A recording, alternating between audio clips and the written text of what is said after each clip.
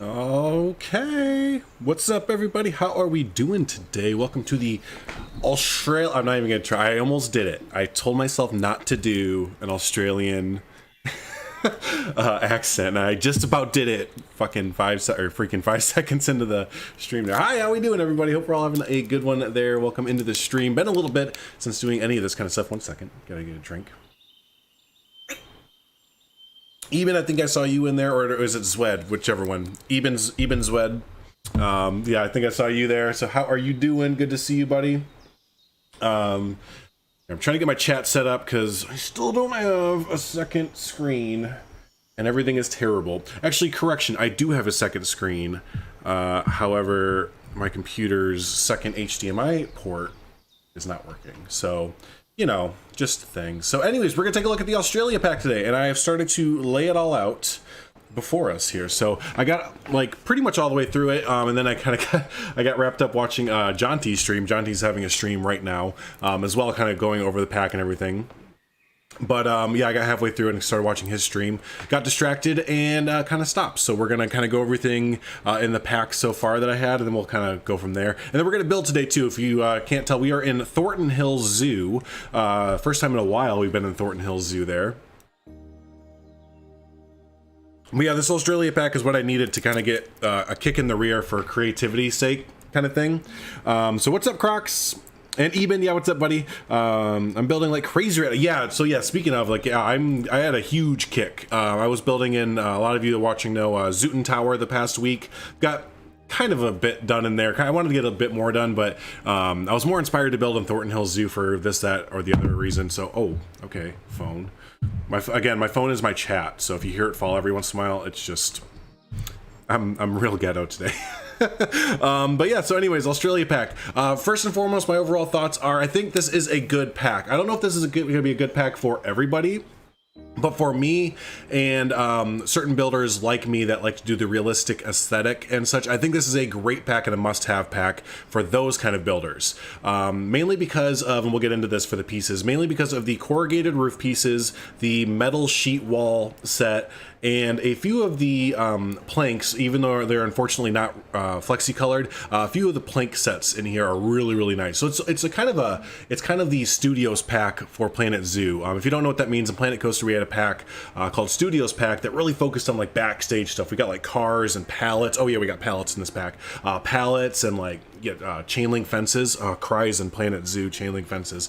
But yeah, there's a lot of backstagey kind of stuff. And this pack also has like a lot of rusty, just kind of utilitarian kind of pieces that are really, really kind of handy there for this pack, or for the game overall and stuff like that. So, so overall, yeah, I recommend it to people that really like to build in that kind of style, and I've been really looking for like gritty, dirty, rusty, grimy kind of building sets and building pieces and stuff. So, as far as all the other stuff goes, as far as the foliage, a lot of really good, great foliage. It's kind of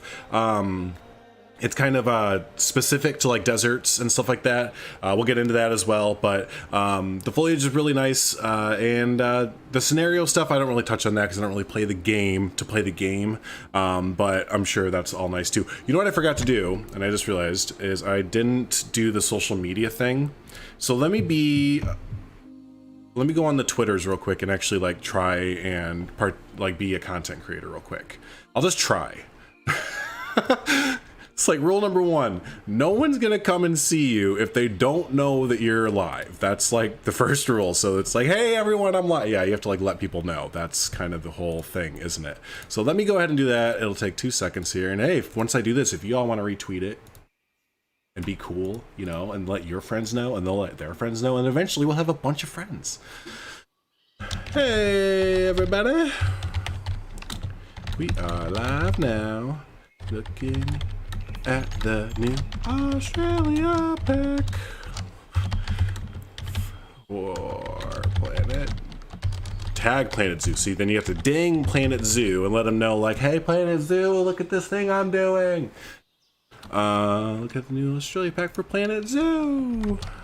Stop on by. No, that sounds stupid. We'll just do that. Bam! Tweeted. Oh, man, I'm so good at Twitter. I'm like the Twitter. I'm Captain Twitter. Hey Tia, how we doing? Cry so hard. I know that I should have brought up chain link fences. That's whoa. I'm really close to my webcam. That's okay. All right, so let's go ahead and so good to see all these old faces. By the way, I know I haven't really addressed it, but I know I was gone for like 3 months not making content and shit like that.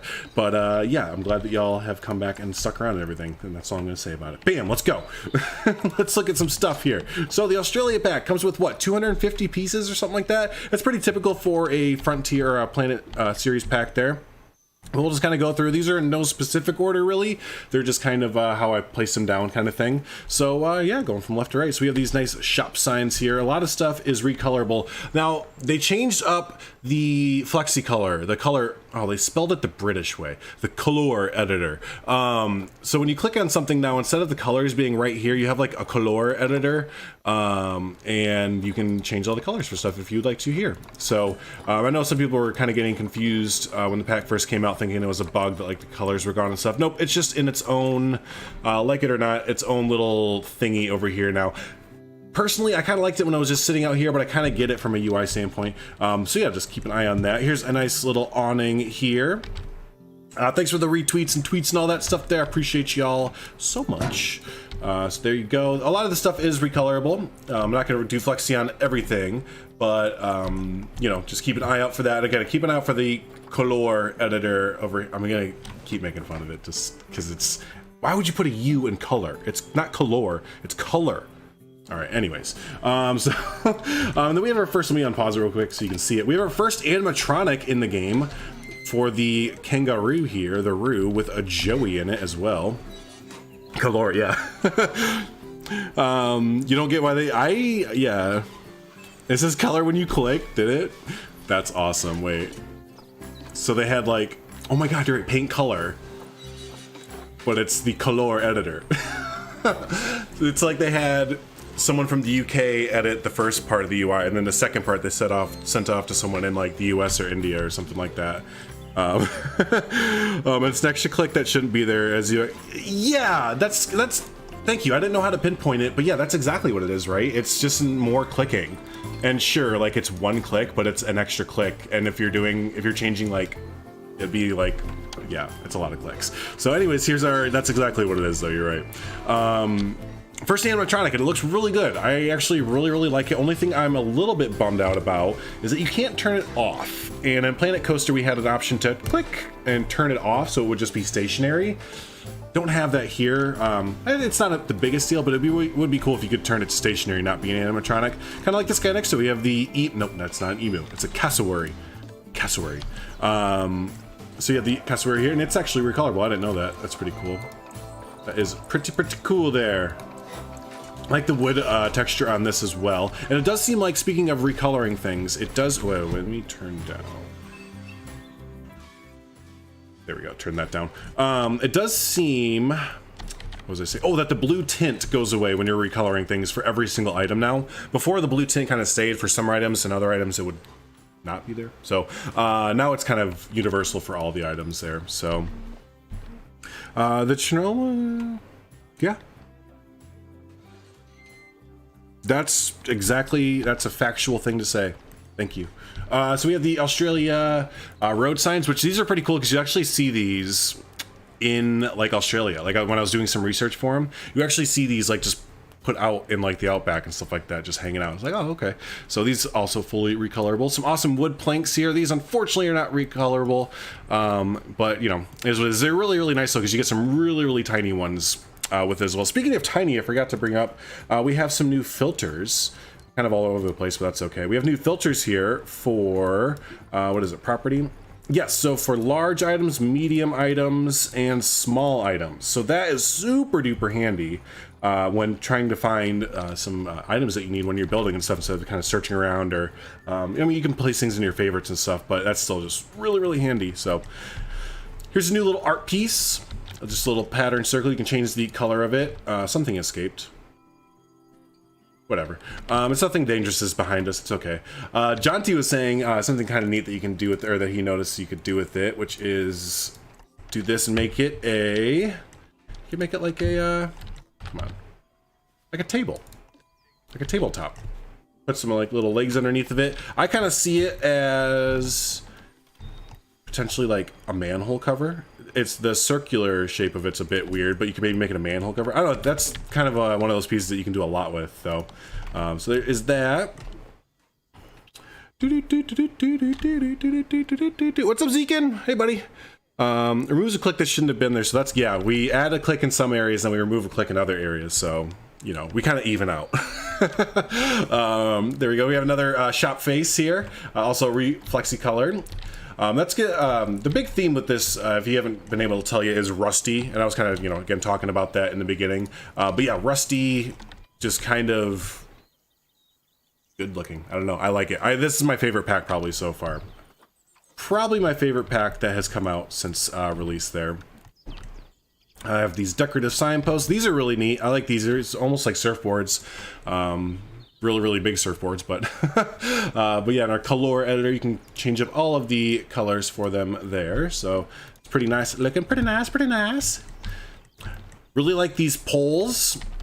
These are all recolor. Oh no, they're not. Okay, I thought these were all recolorable. My bad. I think only these are. No, just kidding. Thought that these were recolorable. They're not, but they could still be used for some really interesting things here. I used them in the Australia section here. We'll get over here in just a second. I used them as like kind of a support kind of thing there. So there's that. We'll go back to that area in just a second because I've done a lot of stuff over there. I'm going to show off all that stuff that I've been doing all week in Thornton Hills Zoo over there. So we have those nice decorative poles.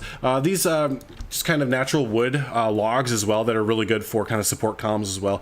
Unfortunately not recolorable. None of the wood planks are recolorable in this, nor the wood walls are recolorable as well. So that's a little bit unfortunate, but it is what it is. I don't know if any of the wood walls that we've gotten, except for the bamboo, which isn't wood, are recolorable. But anyways, path canopy. This is recolorable though.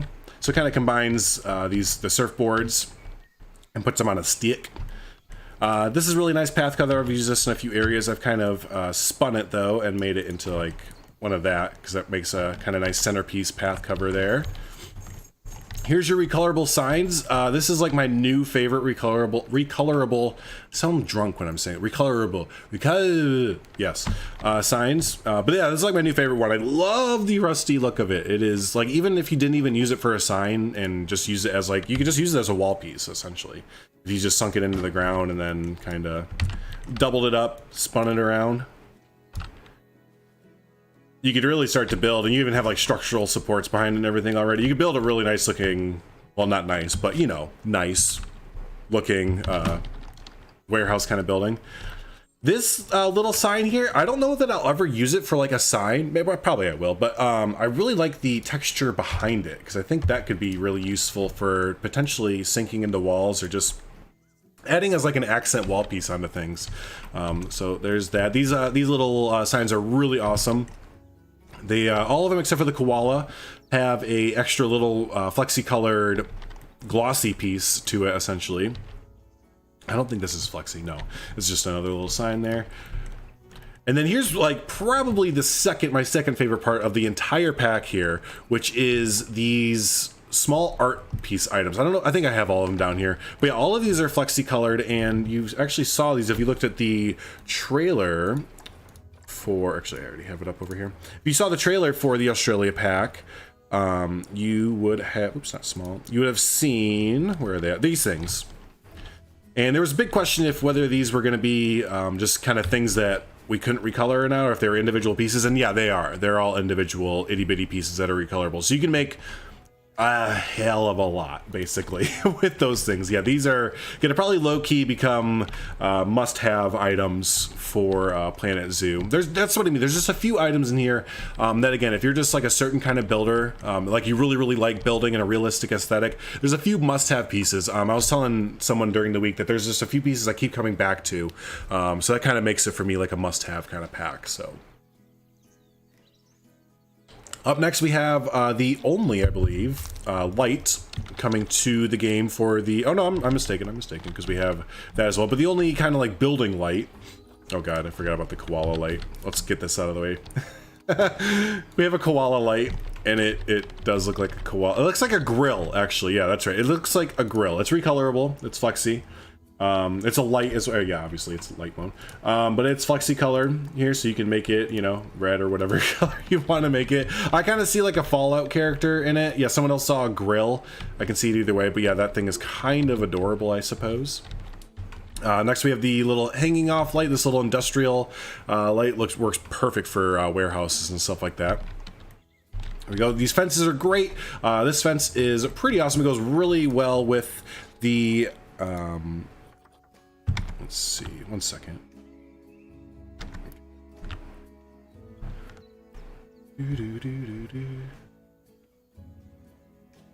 Hold on, my chat stopped.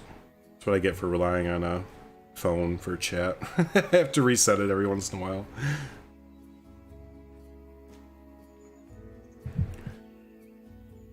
All right.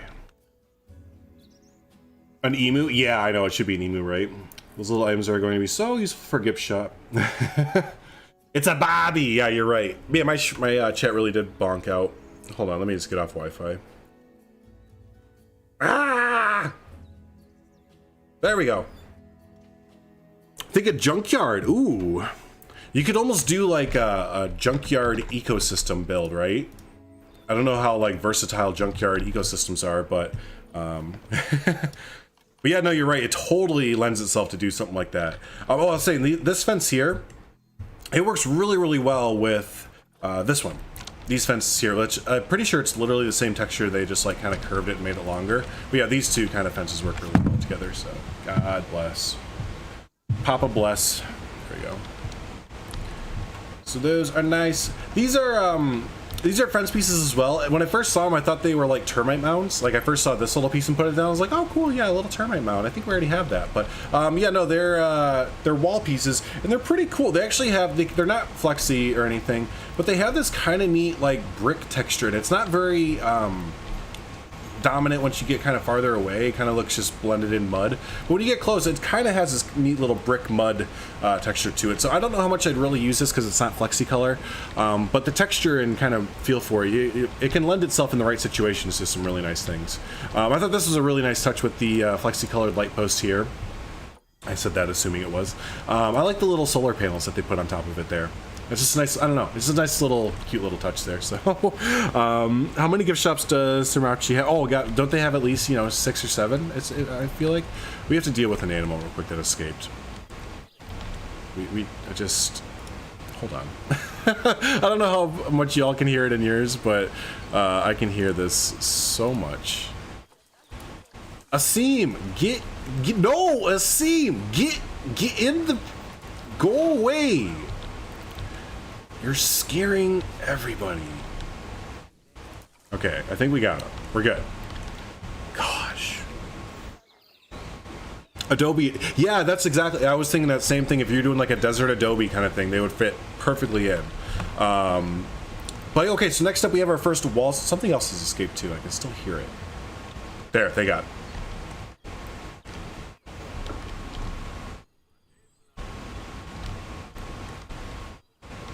What keeps escaping? Sometimes sometimes when you build a habitat, maybe you have like a piece of land that's a little bit too high, so then like the creature, the animal can like climb up and it's like above the fence line, so Planet Zoo's like fucking escaped, but it really is like nowhere near. Yeah, I think it's doing that. Anyways, I'm not gonna deal with that right now. I'll do that some other time. But yeah, here's our wall sit here. Pretty useful. I don't know, I'm a little indifferent with it because the texture for the wall, the wood pieces is nice. It's really cool. We get some nice off-grid, non-gridded pieces for it as well and everything, but it's not flexi-colored. And again, this brings me back. We don't have any wood pieces in the game that are flexi-colored, and that's the complete opposite in Planet Coaster. Like every single wall set we had in Planet Coaster was basically flexi-colored. And if you can't tell, today's theme is please flexi-colored everything, if possible, game devs. But yeah, no, again, I like the texture on it. It's I will use it, and I have used it. It looks really, really nice. But again, just miss that flexi-color, man. Miss that flexi-color.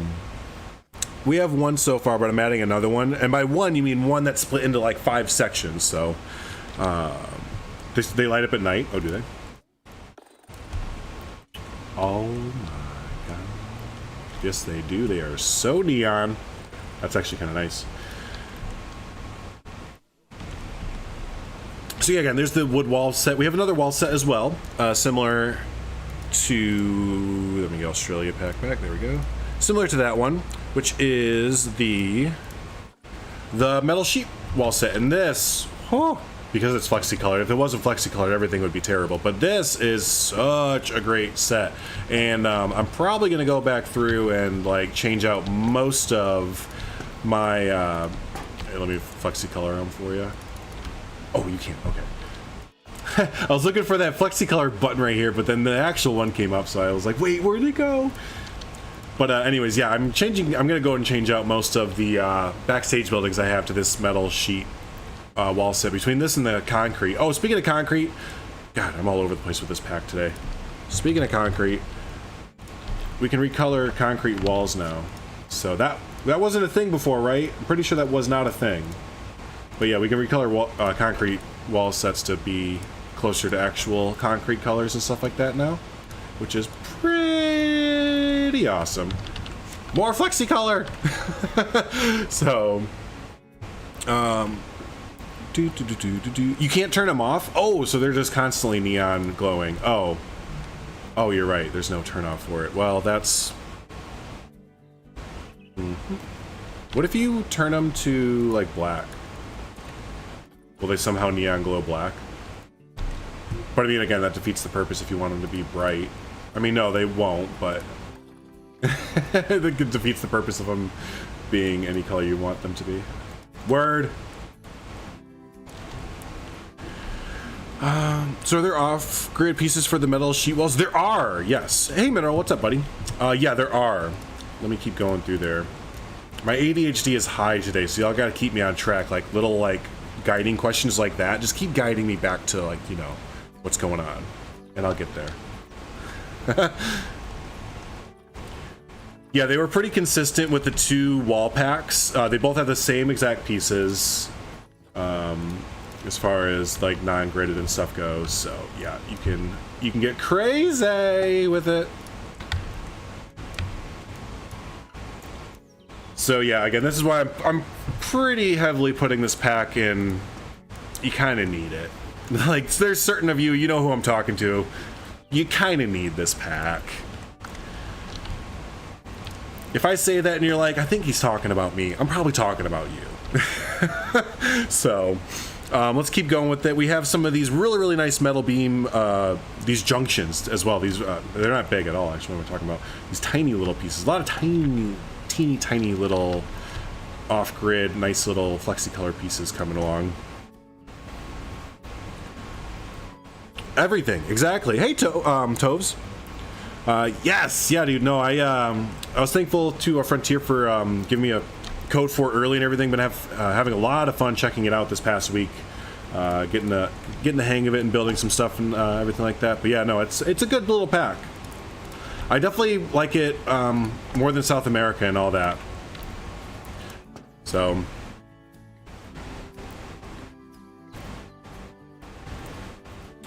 yeah, no, I fully understand, Mineral. Yeah. But this is just, I mean, this and like chain link fences is something that's just like, yeah, no, we need like a basic wood, basic metal, chain link fences. Just like, you know, hit the basic elements, you know, building components that are used in everyday things: concrete, wood, metal sheets, and then chain link fences. Done. I love it. And make them all flexicolored.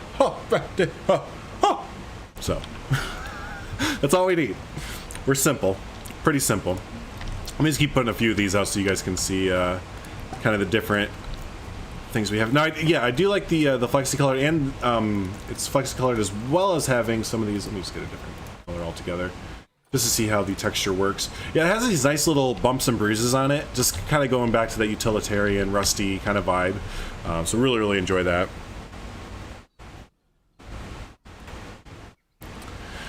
Behind a paywall, Frontier, man. Frontier. Yeah, the cool small pieces and multi-use. Yeah, absolutely. Birds. God damn it. That's all you have to bring up, right? Is just birds. Yeah, you're right. We still don't have. Well, kinda. We have non-flight birds, right? Oh, real quick. These things, and a lot of the Aboriginal art that you see in the game, I didn't know this. They kind of started to promote it a lot more. I might have missed it, but there was this really neat article written about, or an interview from an art or a magazine, whatever.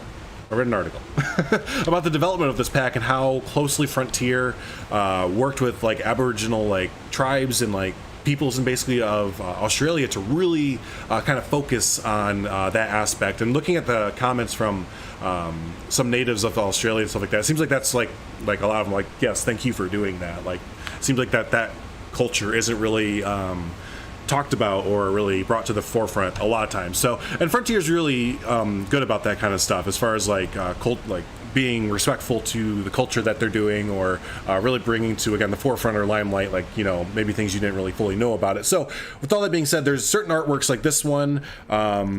Where's the other art piece? Here they are. I missed this stuff here. And this artwork here, you're gonna see like a name at the bottom of it, and that's the name of the actual artist who designed or painted this and made this specifically for Planet Zoo. So yeah, this guy down here, he I gotta find the article. I'll try and remember to find it. Maybe I'll do a video about it and stuff like that. But yeah, just really cool how Frontier kind of teamed up with a lot of organizations from Australia that focus on kind of securing this heritage and culture of Australia there. So hey, Krins, sorry if I mispronounced that. It's such a cool pack. I've been playing around. I enjoy it. Yeah, they're really good, right? It's definitely one of my favorite packs. It's definitely up there. We have some Pringles chips here that are recolorable. So if you want to make a Pringles chip, you can literally make a Pringles chip. If you don't know what a Pringles chip is, then you are obviously not from the United States. I don't know if Pringles are just from the United States or not. But yeah, there's a Pringles chip.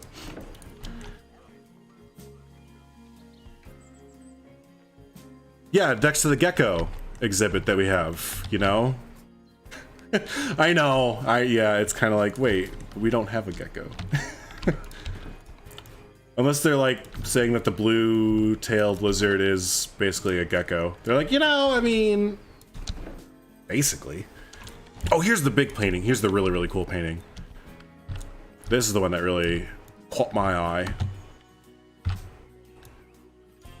So yeah, again, all these were done by an artist specifically for, God, the belt! It's driving me insane. Where have they escaped? Who? Who is escaping? There's nothing escaped.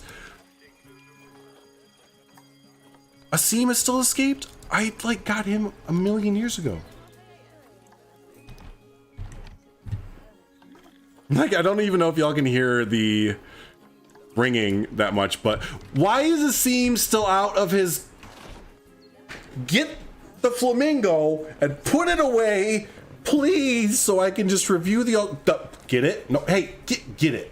Okay, now put it in its cage. Put it in its habitat. Go to the front of the park. Run. Now I need to follow Asim because apparently we keep putting Asim back, and he's just like, I'm good, dude. I'm gonna keep getting out. But none of the other like 12 flamingos we have keep escaping. So like, what is going on? Okay. It's called an eastern blue-tongued detachable tailed lizard. That's just way too long of a name. It's way too long. We have Pringles in South Africa. You do? Okay, there you go. So there you go. People know. But no, this isn't his home. Why? No wonder he keeps escaping. They keep putting him in with the fucking tapirs. Why? That's his home. Is he gonna fly across now? Okay. Sometimes. So, anyways, there we go. I figured out the stuff. Let's look at the blueprints too, because there are some kind of neat blueprints that they provided here for those of you who maybe don't always like to build your own stuff. Yeah, there are some really nice, clever blueprints that they have here.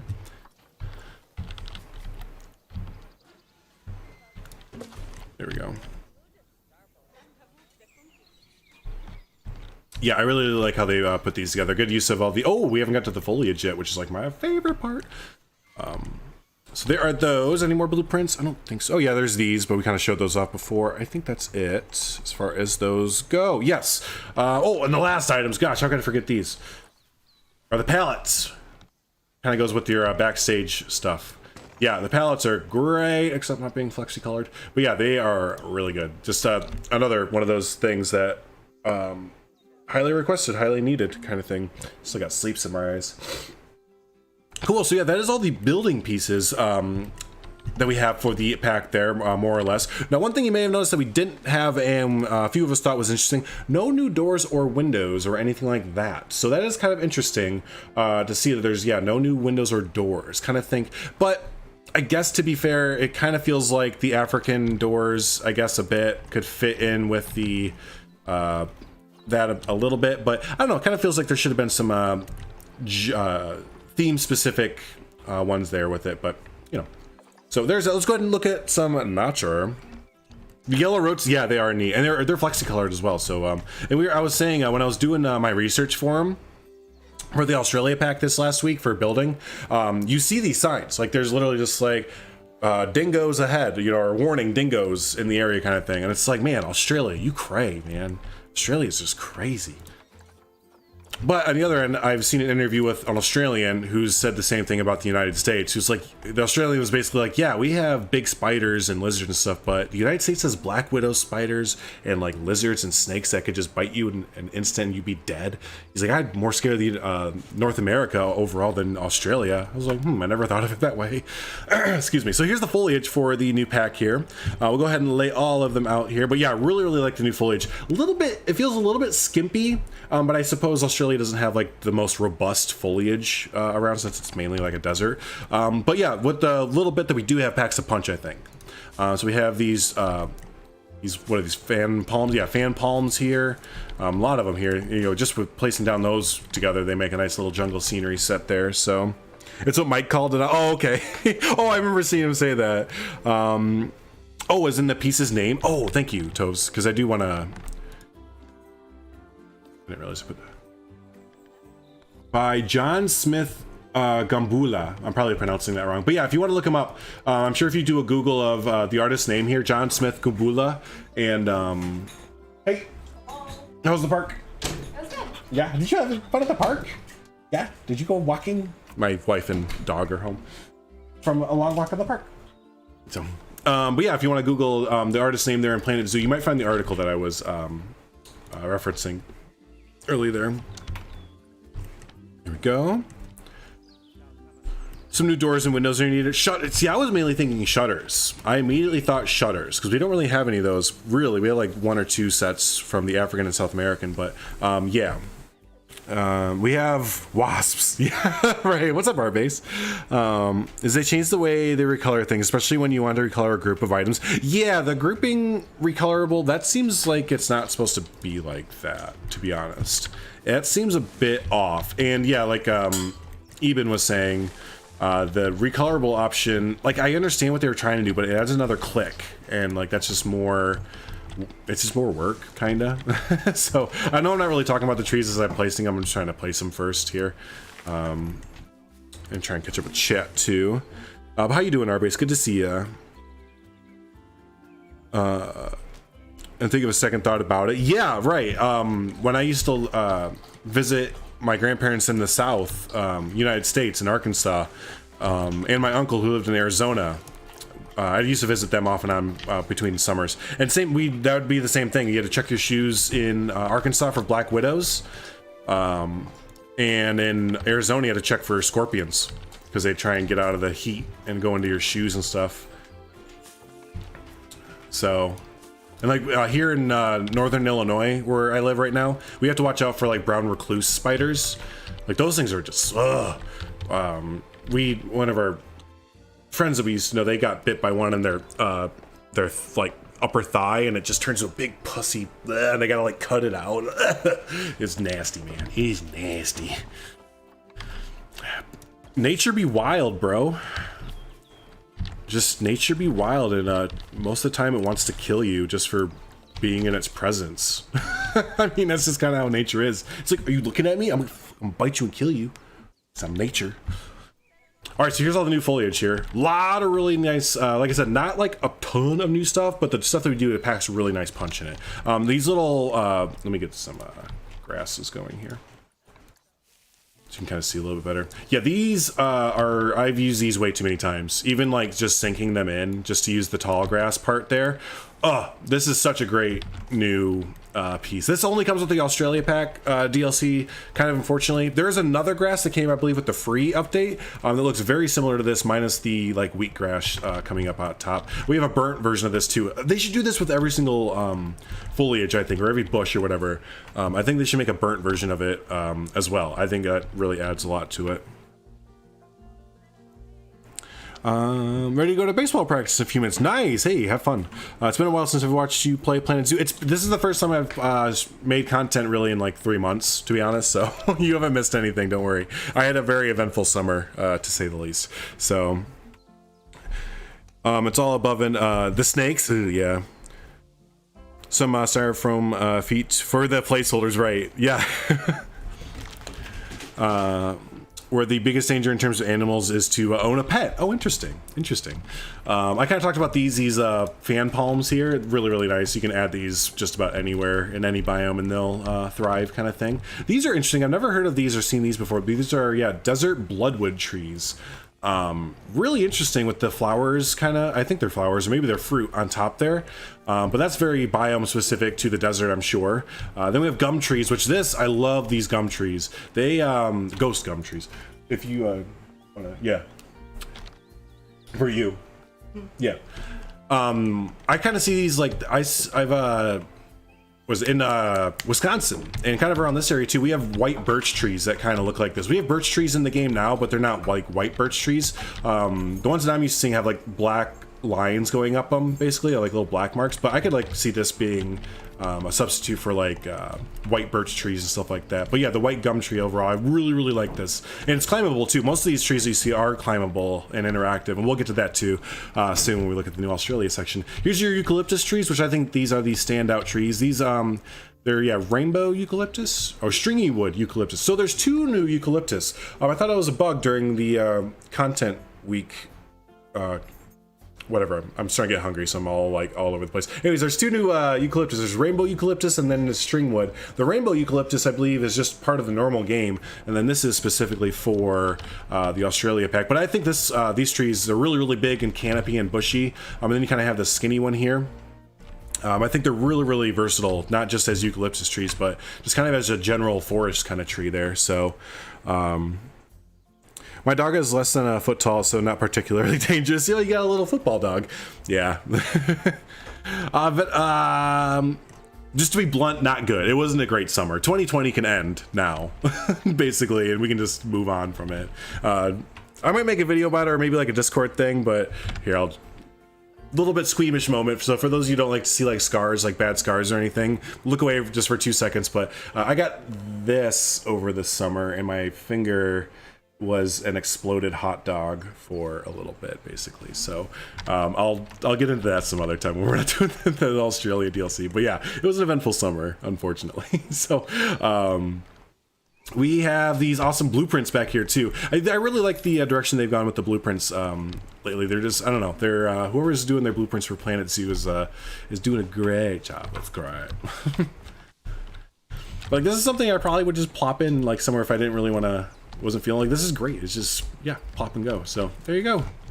There is all the full, I think that's it. Is there any more ambient effects? Ambient effects as, like, I don't believe so. No, I don't believe so. As far as like the special effects and stuff like that go, no. Did they release them for like South? Yeah, they did. And for Arctic too? No, they didn't. Okay. Interesting. So, yeah. It did hurt. It doesn't hurt much anymore, and I'm starting to get full maneuverability back in it eventually. So, but yes, I think that is all for the. Oh no, we have. I think this is part of the free pack. So I think from here on out, everything I'm going to show off is part of the free pack or the free update. The free update. So the first thing we'll get into is the much anticipated, I'm sure. There we go, vending machines. And now these are great for many. Is it still doing it? No, it's better. During the release week or the preview pack, placing vending machines or really any like paths or anything, the game would stop for like 5 to 10 seconds and then go for like 2 seconds and then stop. It was the worst stutter. I was only able to place like 2 of the vending machines because I couldn't do it. Like I would click and it would like zoom me across the map and then click it like way far away because it would like freeze up. It was crazy. It was just, but it looks like they fixed that. Anyways, yeah, here's the vending machines. And what I was getting at, the cool thing about this is these can be placed anywhere on the path. Now, do these act as like a, they're barriers. They're basically barriers as well. So if I wanted to like block this path off, so people can't walk through those. There's a little bit of a hack. Now, can I, oh, it is getting a little stuttery when I'm doing this. Can I move this down? No, I can't. Okay, I was gonna see if I can move it down, but you can't. But yeah, so people will have to walk around these and they will actually register that those are there. So it's a bit of a barrier. Now, if you want to kind of dress it up a little bit, you could always, you know, let's just say for, oh, it is pretty stuttery. Let's just say for whatever sake you wanted to dress it up, you could still do stuff like, you know, use your imagination a little bit. You know, so that's just a little bit, you're like, oh yeah, there's just a wall there, that's all. So there's that. But yeah, there's some of the, there's that. I'll show you the rest of the vending machines as well. We have a food one, so Cosmic Cow. Oh, see, it's doing it again. Maxilante.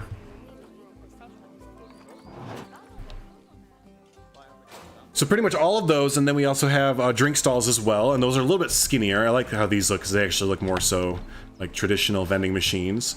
They don't have all of these though, because they have like a gulpy. Oh, unless the gulpy soda, and like this encompasses all of the gulpy stuff. Because they don't have like a gulpy soda, gulpy slush one, but this gulpy one must encompass all of them. Okay, so I take that back. When you are placing vending machines and stuff, the game is still really stuttering a lot when you're dealing with path items and stuff like that. So be wary of that. I'm sure a patch will come in a few days to address that, but be wary of that. And then you can kind of see here, they're really, really highly detailed there. Not a fun time. Hey, Kay, trying to be visiting hospitals. That was a stress within itself. Yeah, because it happened like right in the middle of everything. So that was interesting on itself. There's new music for the speakers. Oh, is there? Okay, nice, nice, nice. Thank you. I didn't even think to check that.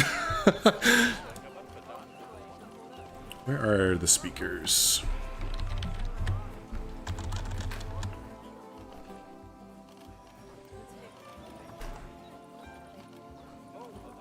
Oh, they're in their facilities, aren't they? That's what you get when you don't play the game for 3 months. Like, wait, where's that piece set that I've actually clicked on a million times? So there you said there's a new Australian playlist. Nice. We will actually be using this today then to put throughout our, yeah, okay, nice. We'll put this throughout our Australia section, which I have yet to show off yet. Cool, cool, cool, cool.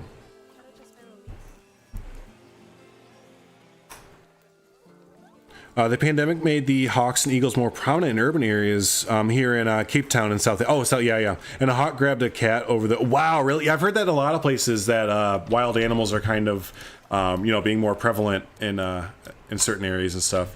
So I'm trying to think as far as more of the free update stuff goes.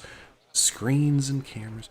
I think that's about it. I know there's a lot of new foliage as well that came with the free update, and one of my favorite things for the free foliage is, where's that? I know I put them all my favorites here. Okay, yeah, so here's that, the small brush I was talking about earlier. So it's basically kind of the Australian brush without, it's a little bit more green, you can't change the color, and it doesn't have the kind of grasses coming out top there. But yeah, you have this kind of new one there, and the same thing, you have it in a burnt version as well. There we go, words.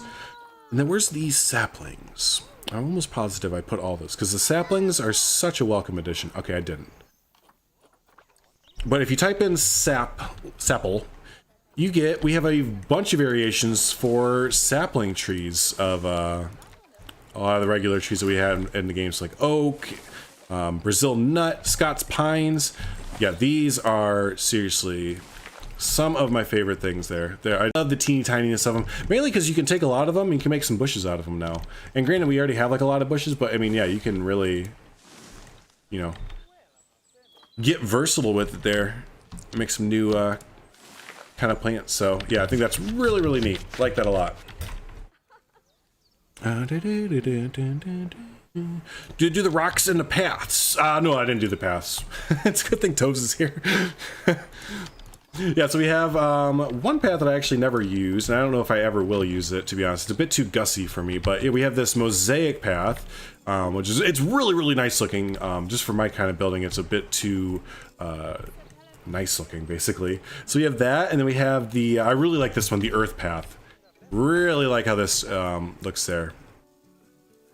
It is very, very bright orange, but I think it looks really, really nice still. So those are the only two, right? Or is this natural path new? This natural path might be new too. I can't remember.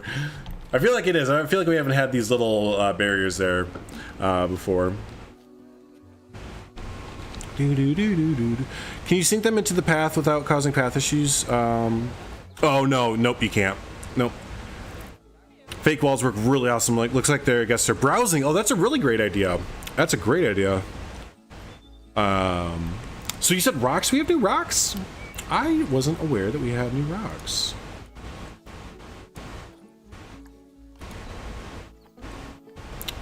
No new rocks, but maybe for, you mean like the regular free pack came with new rocks? Because we had these. Oh wait, the red desert. Oh, red desert. Okay, I don't think we had these, right? I don't think we had these. You know, on stream, there are a lot of new changes. They said change of color. You can now tag. Yeah, no, there's a lot of really new cool things.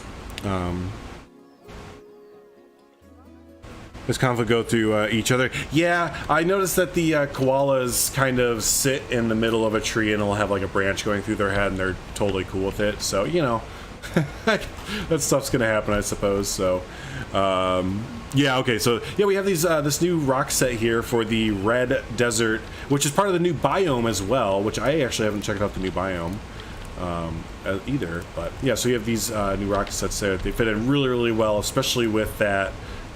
Where is it? The red earth, the earth path there. Yeah, fits in perfect. So cool. There is that. There's that. The natural path is new, and the in-game barrier for the natural path looks awesome. Yeah, no, I like that a lot better. I just still kind of wish they could just go away entirely, have that option. But this is a pretty close second. Just having little knobbies going up there. So.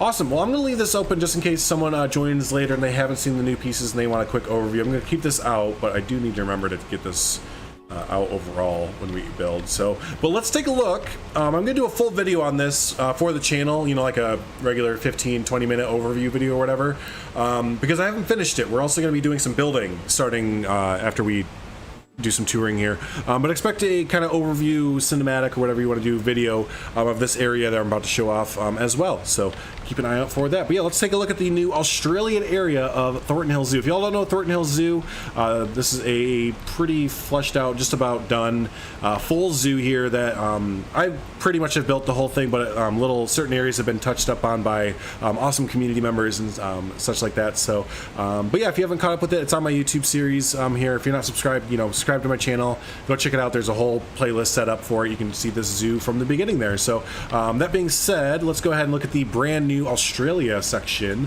for Thornton Hills Zoo here. We'll kind of take a walk down the path here. The natural path. Oh, yeah, I saw that. The new time snares. No, I haven't tried those yet, but those interest me a lot, actually. I used to, before like Planet Coaster and stuff like that, I was like a management style player primarily. I was never like a creative player like this. And I only stopped because Planet Coaster and Planet Zoo just are like not good at being management games, basically. So, at least not to me. But the time scenarios is something I think that they could implement, or I'm glad they have implemented, that is really easy to make it really like enjoyable and all that fun stuff. What are you stuck on? So I was getting kind of sidetracked, but what are you stuck on? I think you're fine. I honestly think you're okay. Let's see, do y'all get stuck? Nope, they're fine. Okay, so, but yeah, no, time scenarios. I think I'm gonna try those out. Those are really, really fun. So here is our brand new Australia section for, again, Thornton Hills Zoo here. So off to the left, we have this awesome sign with some of the new planks there. I love this Australia sign, and I wanted to sink it into the ground initially, but it's bumpy, so it's a tripping hazard for sure. Off to the right-hand side here, we have one of our new staff buildings. Which, again, I'm going to be switching out a lot of our staff buildings to be pretty generic, like this there, which a lot of backstage staff room buildings are pretty generic and stuff like that. So here we have some of our new signs that I went ahead and stuck into the ground. It's kind of the animals that you will see as you're kind of coming in here. And yeah, as you first come in, you get a view of, you're kind of on a farmstead. I noticed a lot of the outback, like, I guess not even architecture, but just the way that people, I don't know if it's still living or used to live, like there's a lot of ranch houses, a lot of ranches, and just kind of little farmland areas there. So yeah, here's our little ranch entrance there. And coming on in, the first animals that we see, and I tried to set this up as far as starting in like the outback, like the desert outback of Australia, and then kind of moving into like the jungles to the coastline of Australia. So I kind of did. I kind of want to come back and do a little bit better job of it. But yeah, you're supposed to start again out in the outback and kind of move your way to the coast, into the jungles and stuff like that there. So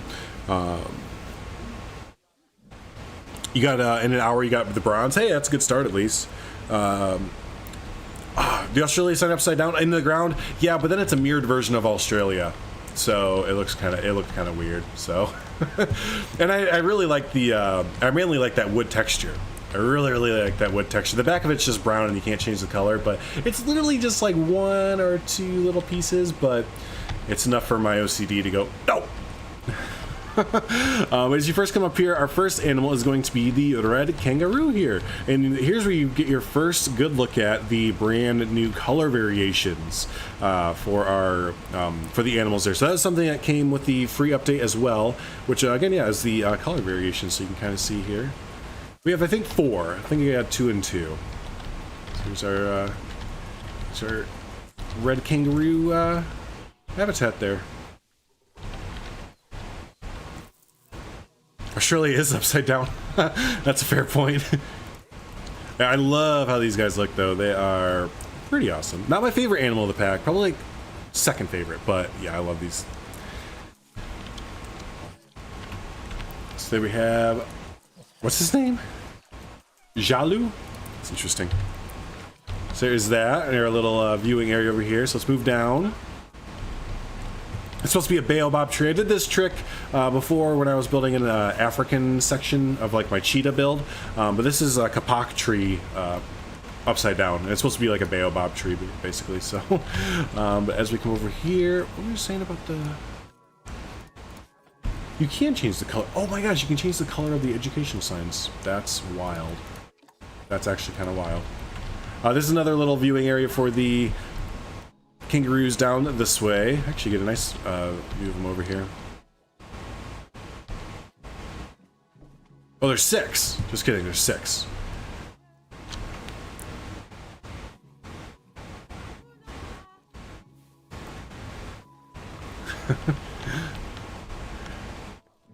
And then moving on here, we'll kind of head up over this way. Oh, again, here's these new path covers or whatever. I really like these. I've just taken 2 of them and kind of spun them on each other.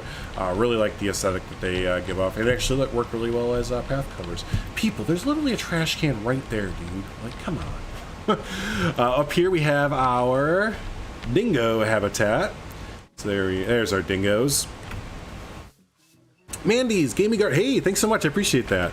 Yeah, this is our brand new Australia section to Thornton Hills Zoo.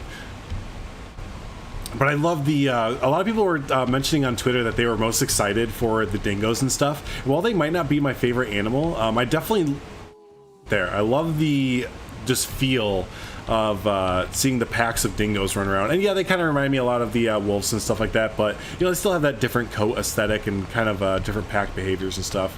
And just seeing them in like this desert kind of habitat there. Yeah, I really like seeing the packs of dingoes kind of running around and everything there.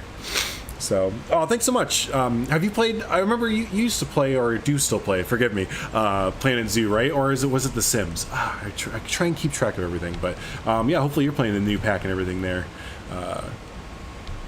You like the Dingoes the most? Yeah, they're pretty awesome. I mean, I wasn't too like familiar with Dingoes overall before this pack. And it just like when I first saw them, I was like, well, that's just a feral dog. Like, why is it like a big deal? But then I started doing research in like how like scientists nowadays, there's this kind of like two groups kind of things. It seems like scientists still declare them as like dingoes, as like their own type of wild dog or whatever. But I guess there's been so much inbreeding with feral dogs from cities that they're starting to kind of lose their wildness to them a bit. So it's kind of a weird situation where some people don't count them as like being a wild dog or like a separate thing from like feral dogs, and while scientists say they are, but they're starting to interpopulate and stuff. It's kind of a weird situation, I guess, where they're trying to kind of control. So yeah, but I didn't know much about dingoes before. Kind of glad this pack came out so I could research it. So let's head back around this way. This does circle around to our... Ooh, I don't want to show that off yet because that's my favorite part of the build. Well, let's go back over here because we missed out. We haven't seen the koalas yet. And I made a nice little special area over here for our koalas. I might come back and redo this area just because I've looked at a lot of koala exhibits, and it makes sense, but a lot of them are up in the tree line because that's naturally where koalas hang out almost all the time. In Planet Zoo, spoiler alert, they don't, but they do more so than most animals. I will give them that. But yeah, if I were to redo this, I'd somehow get like a tower to go up and have them in the tree line kind of thing. So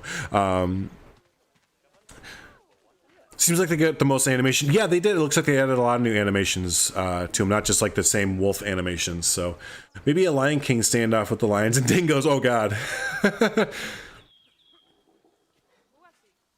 I play Planet Zoo. I want to play it more for sure so I can get used to the building in it and stuff. I'll play a variety of games, but I've planned to go back to those. Yeah, no, that's a totally fair assessment. I see what you're hinting at with the builder and stuff like that. It's very... it is and it isn't user-friendly, right? It's kind of one of those things where once you kind of get the hang of it, you can really kind of have your way with it, but it's kind of hard to get your head grasped around it. All I can say is piece recognition. If you can get your head around all the pieces in game, so when you're building, you go, oh, you know what'd be great is if I use that piece from whatever and I could use it in this way kind of thing. It's just a giant Lego box, really. And that's for the longest time for me, even it was the hardest thing to wrap my head around. There, I can English sometimes, is noticing that's just a giant Lego box kind of thing. So here's our koalas there, and as I mentioned, they do hang out up in the trees. Hey buddy, they hang out up in the trees a lot more than normal animals, but they do still come down to like feed and play and stuff like that is the only thing. But there are the koalas, and they are the dang most adorable thing in the game. Look at the koala. Oh, you're on the phone, sorry. It's just cute. So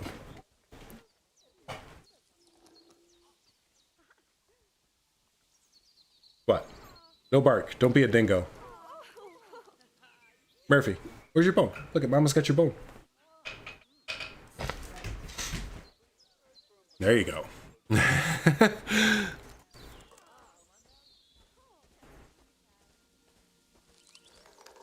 Koalas are supposed to live in a house outside. I saw some of the exhibits where they had both. So I'm sure that they have like it seems like they have like holding areas where they can like be outside as well. I'm sure it depends on the climate as well, where the zoo's at.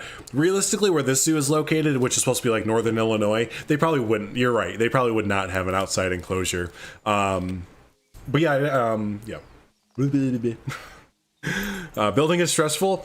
It can be. Again, I think the biggest thing is piece recognition. If you know like all the pieces and how they look and work and stuff like that, you can really like just kind of jump back between pieces and stuff and really get some nice looking stuff. I have a second one in here somewhere.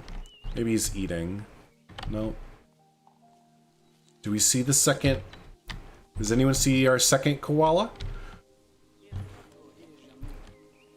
I don't even know where the first one went. Where is the first one? Maybe he's way up there. Is that it way up there? Nope. Now let me make sure it didn't like leave. There's actually 2 in here, right? Yes. Grace is where? Is she in the tree? Oh no, I found Grace. Oh no.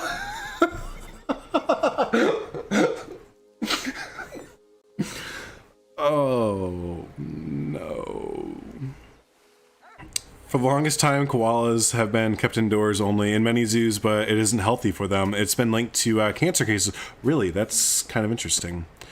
What did I see? It must have been older pictures then, because I definitely saw exhibits of koalas in outdoor cages that were attached to like a backstage kind of thing. Too easy to get overwhelmed in Plan Zoo, I find. I start with a huge enclosure and then I sit and stare at the screen. Concept art.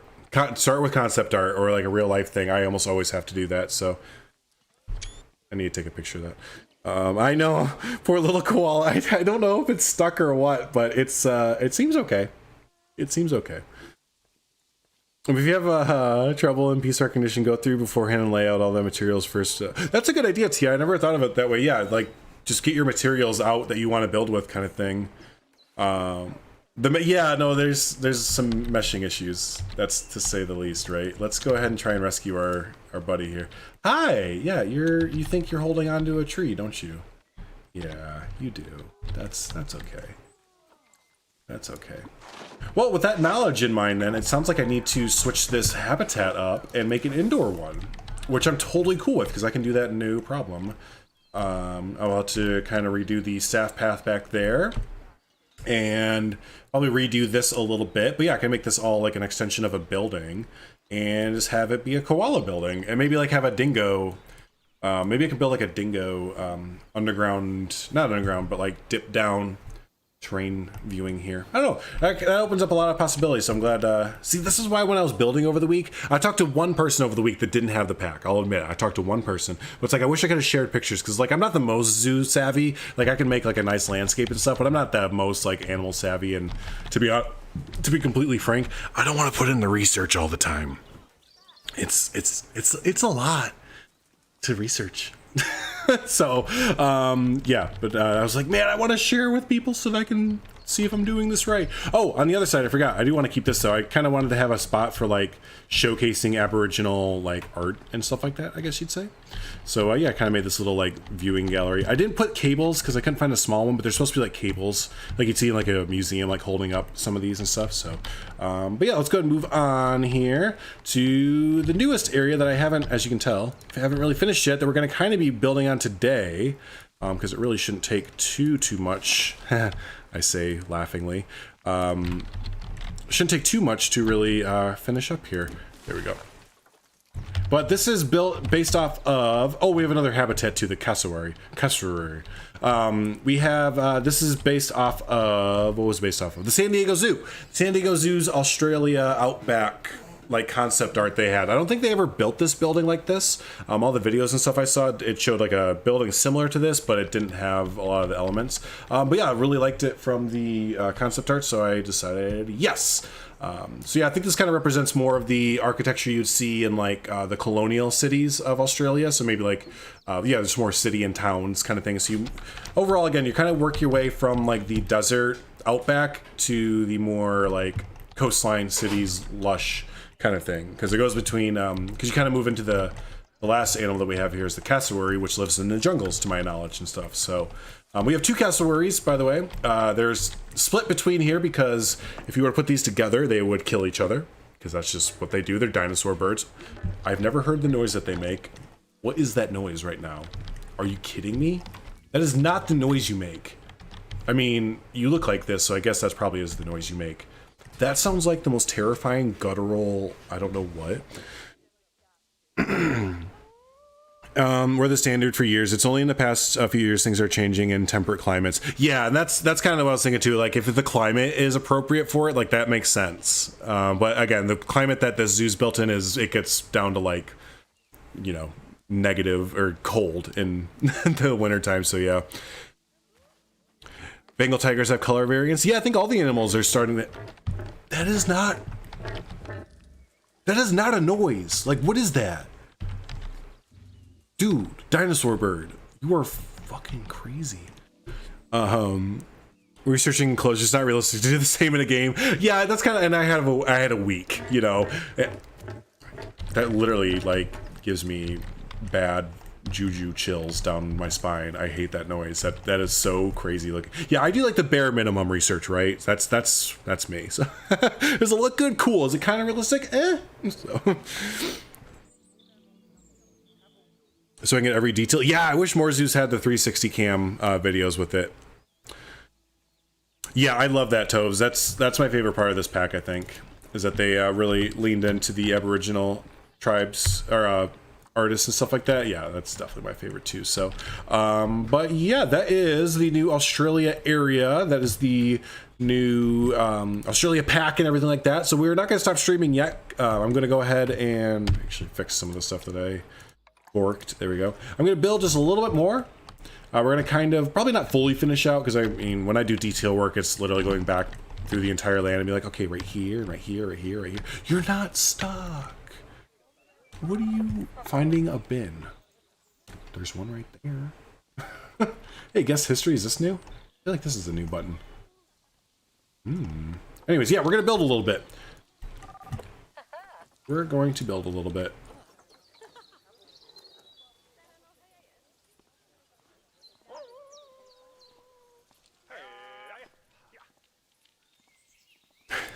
You're right, yeah, right. It should be flipped upside down, right? Because it's actually upside down compared to everything else. So that's the. Oh wait, is that actually the way that Australia is? Did I actually have it upside down, or is it upside down now? What is the, what does Australia look like? Like, kind of seriously, what does Australia look like?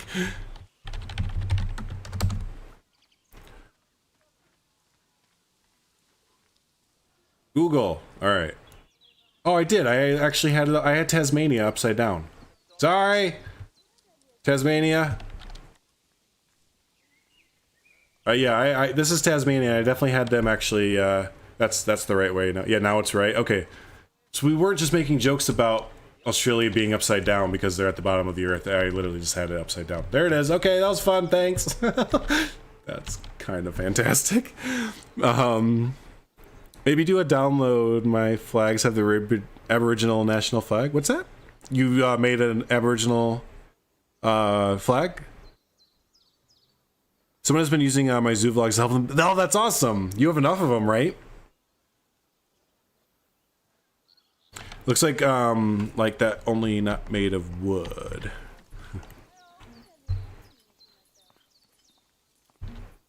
Oh, Atlantis? The movie? I see what you're saying. Oh, you know what animal I didn't build or include? I didn't do the lizard. I don't really have any room for it. Because I kind of would want to put it in a building. I mean, you kind of have to.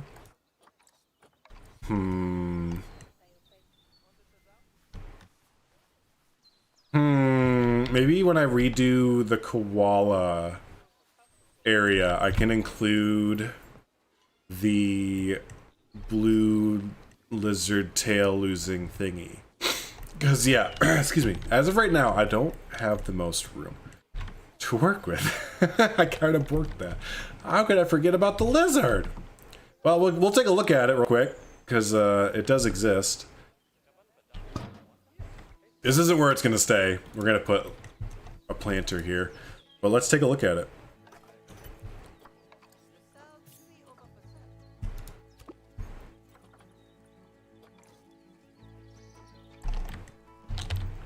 All right. Look at that little guy. You got a tongue, like that. Doing tongue things.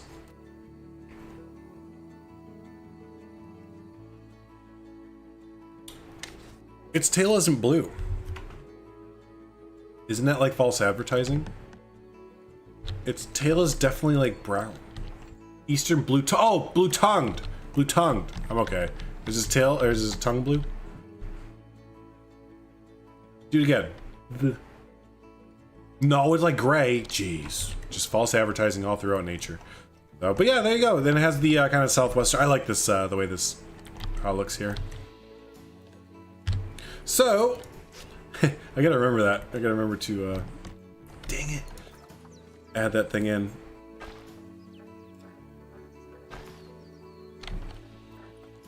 Cool, let's build a little plaza here, because we have our food court building there. So yeah, I'm gonna put some planters there, and we'll have our food court over this way.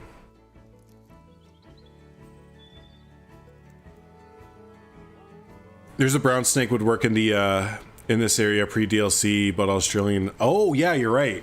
That's a good point. Yeah, there could be another one we can add. Hey, Eben, thanks for joining, buddy. I always appreciate it. Have fun building and stuff. We'll see you next time. All right, let's add some tables.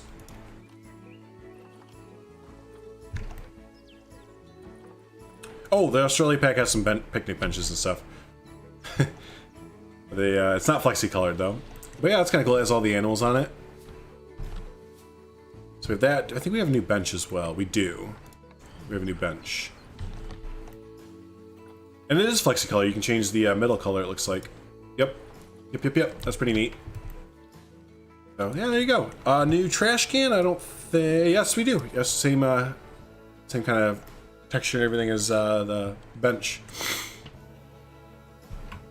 So, but we are placing picnic tables. We're gonna use this one. I love this one. It looks very, very nice.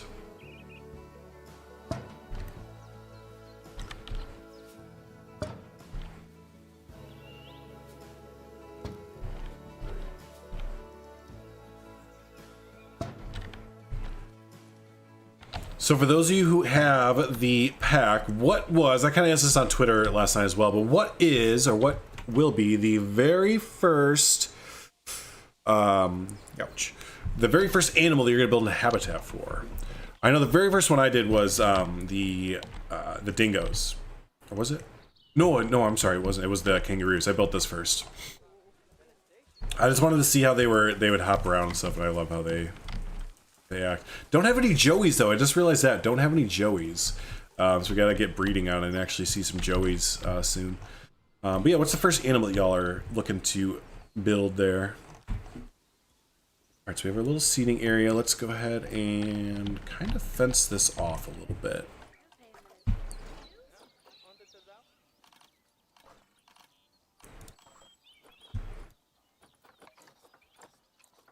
Fence it with like brick.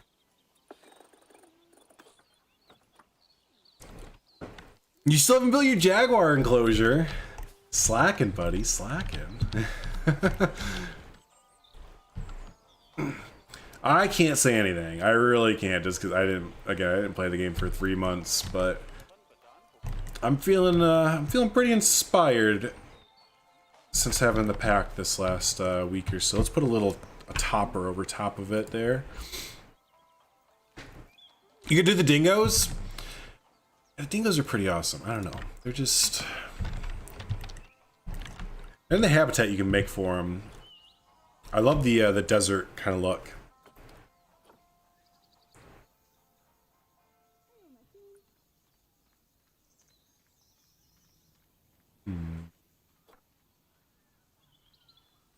There. Let's use these.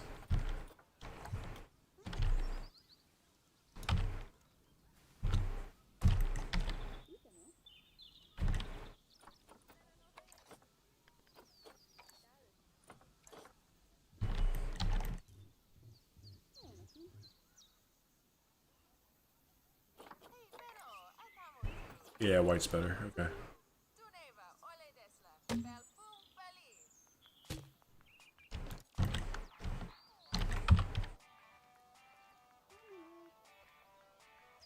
There we go. We'll just kind of box this in a little bit, make like a food court area, food plaza.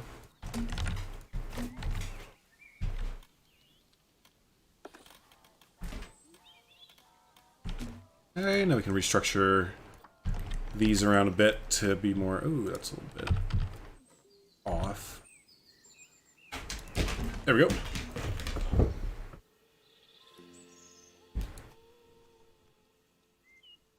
Generally down it, I genuinely down tools. when your chimp started breaking out, yeah, they can be a bit of a handle.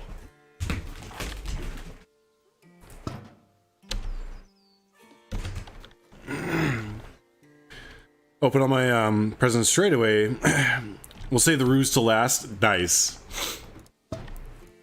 Yeah, I mean, I haven't really touched on it too much, but that's kind of the thing with the pack. That's the it just kind of seems that's the way Planet Zoo is going to go from now on, and I'm a little bit disappointed. Is the 5 animals, well, 4 animals, and then 1 exhibit animal. It still just feels a bit light, you know. It just still feels a little bit light, and I feel like we've been pretty vocal about wanting to get a few more, like get more animals per pack. But these haven't really addressed. It hasn't been touched upon or addressed or anything really. So I don't know. Kind of is what it is, as far as I'm concerned. But it would be nice to get more animals in a pack.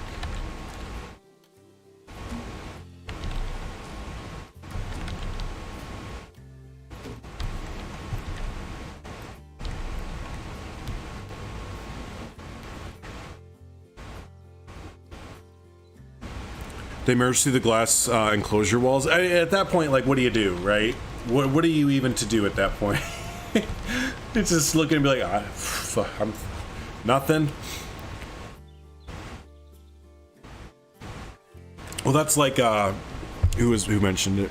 I forget the name. Pinky's Production mentioned earlier about the their animals like morphing together, and you know, we saw our poor koala living inside the tree trunk here and stuff. So you know, it's just kind of. Oh my gosh! You know what I didn't mention that just dawned on me is these roof pieces. I didn't mention the corrugated roof pieces, did I? Holy smokes!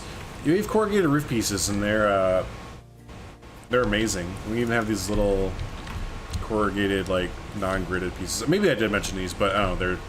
They're like the best. So just had to kind of re-mention them before moving on.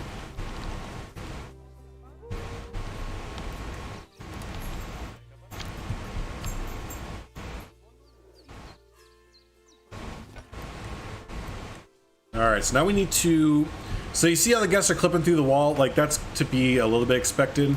Because we don't have barriers like we do in Planet Coaster, which barriers are basically we just lay down, like, the strips, basically, little strips on the ground, and guests don't go there. They're just like, oh, I can't go there. But to kind of fake it in Planet Zoo until we hopefully get those, we can use trash bins. And some of them are small enough that they'll just kind of sneak in where you can't even see them. Kind of like that. Like, you might be able to see a little bit. That's a little bit more than a little bit. Let's see. But yeah, so now guests won't walk there, or they'll avoid it, basically.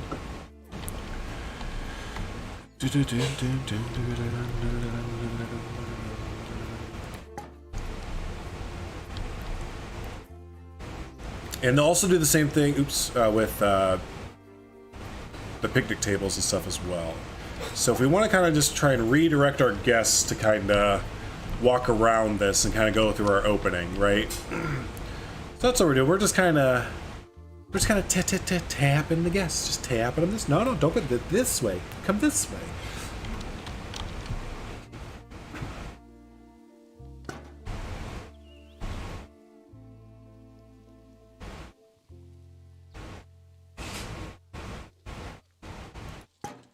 So again, kind of on the other side, yeah, we're gonna be. Now what we could maybe do here is double it up. We could try and. It's on the wrong side.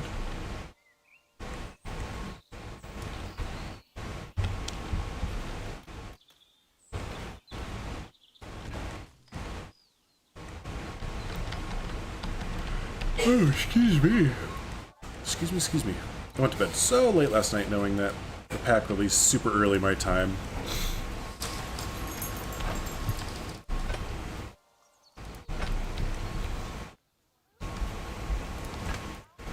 And then let's separate these.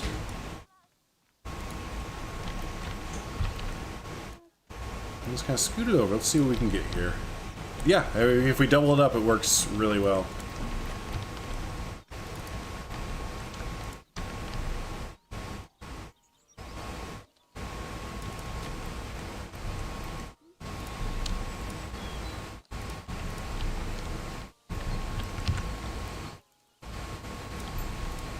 There we go.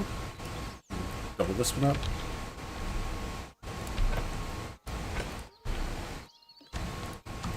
Let's see if this works. Ah, see, they were about to go through here. And now, the staff react the same way as the guests do.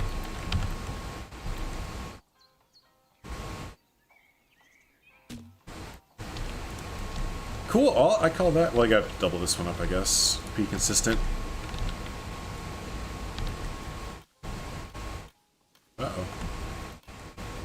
Uh-oh.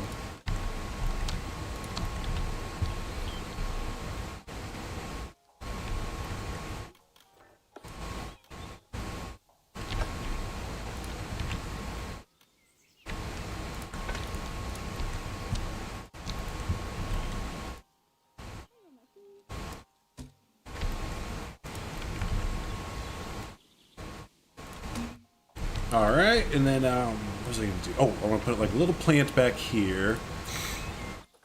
Honestly, probably one of our new. Yeah, these guys. These guys. One of these things. And I'm also gonna try and put a planter around it. I don't know if it's gonna fit, but let's try. That one's a little bit too small. That one. That one might work, actually. I don't know if I like the style of it, though. Kind of want more of a just kind of plain Jane one.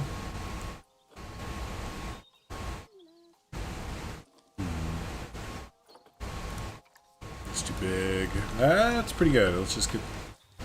Oh, I wish there was a part where it didn't have that. And then we can take this.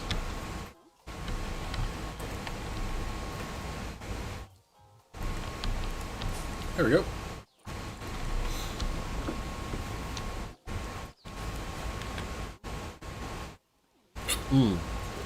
I figured they basically had all this stuff planned and locked pre-launch. They do. They did. There's they probably have all the DLCs kind of mapped out fully. What I think they're gonna do, one second. Tea. What I think they're gonna do is the same thing they did with Planet Coaster, which was no. Essentially, they're gonna keep releasing packs, like scenery packs and animal packs, how they are. And then, like, the last few packs they release are gonna be like just animal packs and have like 10 animals in it or something like that. Kind of like they did that in Planet Coaster. Again, the same thing. Release scenery packs with a handful of rides and new features and free updates sprinkled in.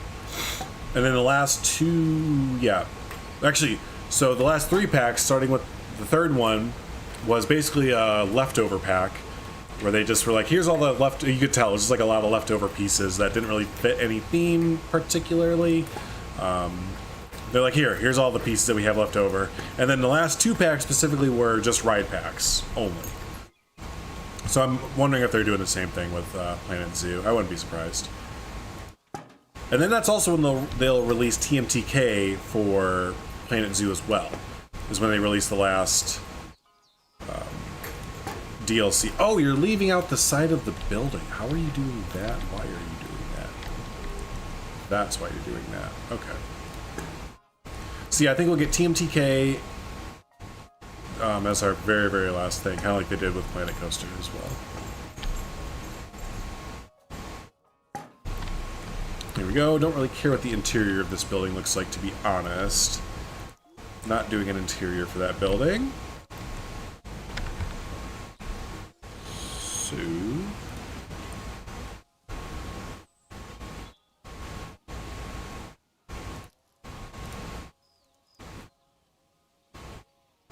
One second. I feel as though something got disconnected. It looks like to be... Oh, okay.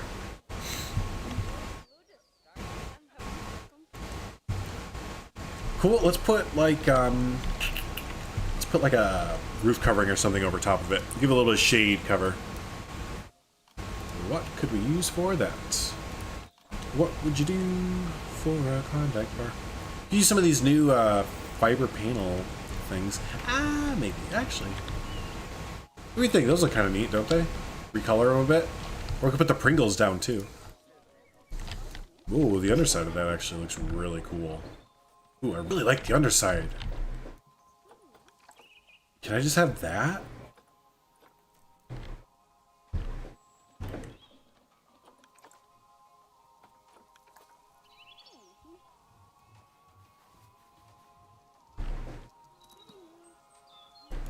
Why is this baked up? Oh, because it's naturally on an angle. So it doesn't want to be flipped like that.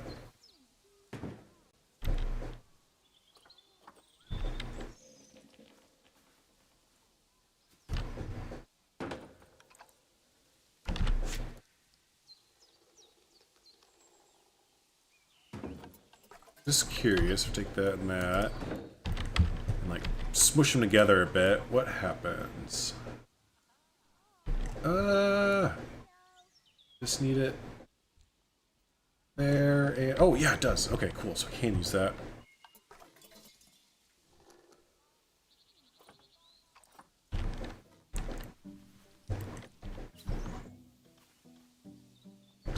Oh, I love it. Look at him walk, running around. It actually worked. Come in here. Damn it.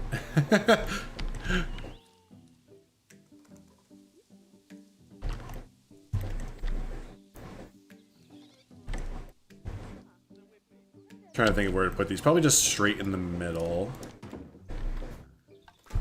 And then just put like a post down or whatever. Toes, buddy, always good to see you. Thanks so much for stopping by. I appreciate it. Hopefully your stream went well earlier. And yeah, can't wait to watch more content from you for the Australia pack. If y'all don't know Toves, be sure to go over and subscribe to their channel there. They make a lot of great Planet Zoo content. Every time they release something, it's just like, whoa, look at that. So yeah, make sure you subscribe to them if you want some more awesome Planet Zoo content.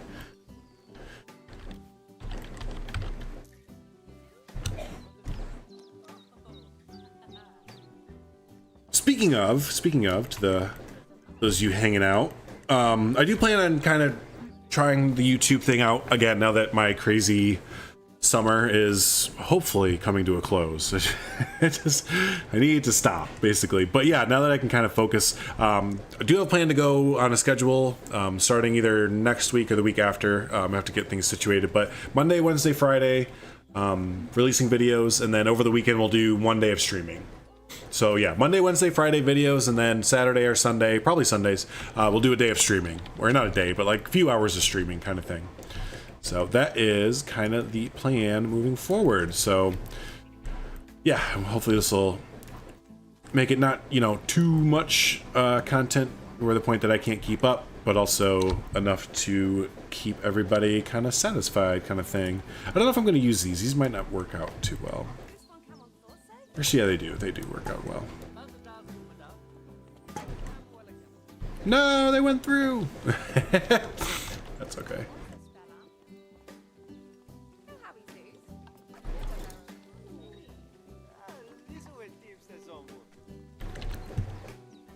Put a footer at the bottom of them here.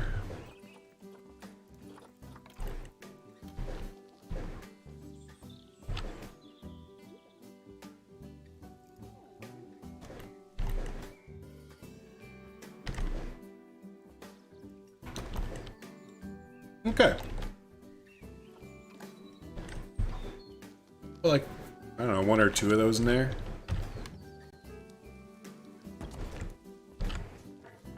That noise. I still hear the dinosaur bird making the crazy noise, man. It's...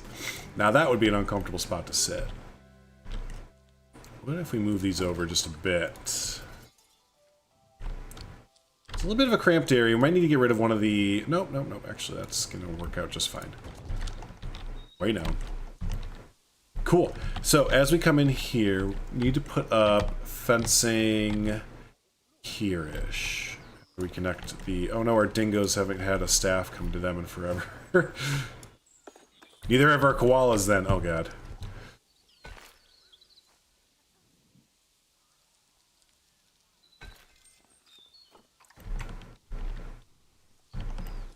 There we go. Now our zookeepers will actually go and take care of them.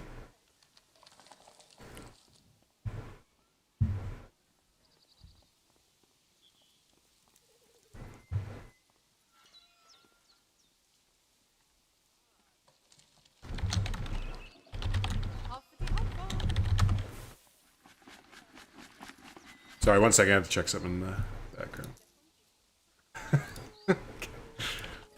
Nice. All right, so let's put up.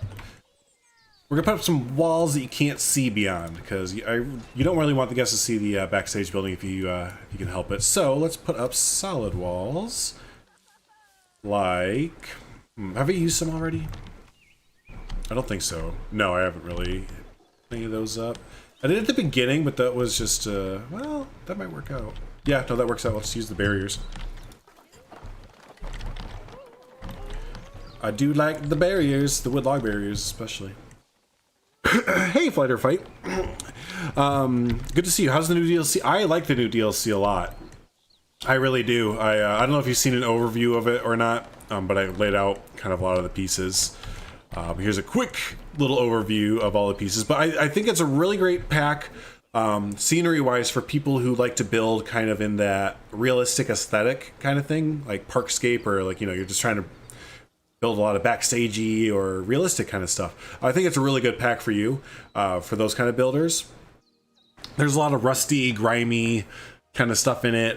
You know, like there's these pallets and there's roof pieces, like corrugated roofs that has rust. There's these awesome recolorable metal sheet walls.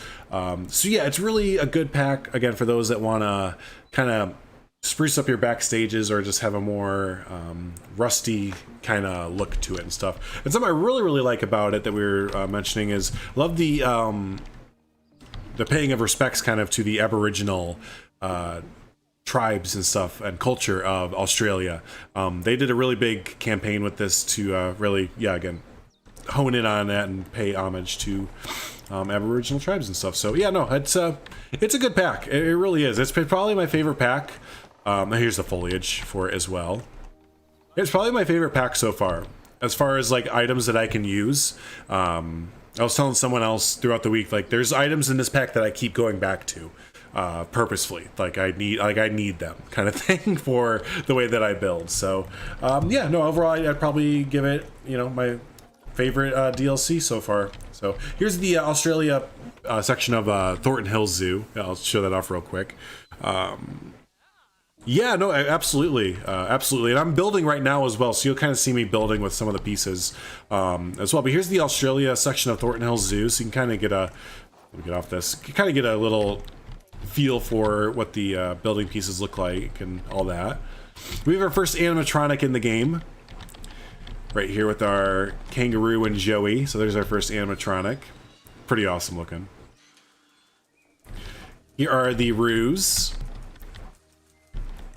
With, you can see some of the color variants. That's a new thing coming with this update as well, color variants in the coats and stuff. So you can really tell which one's a male, which one's a female, and even between the two ones, you can see the coat texture differences and stuff. So there's that. You can see some of the new plants and foliage and stuff as well. Like these are new and all that.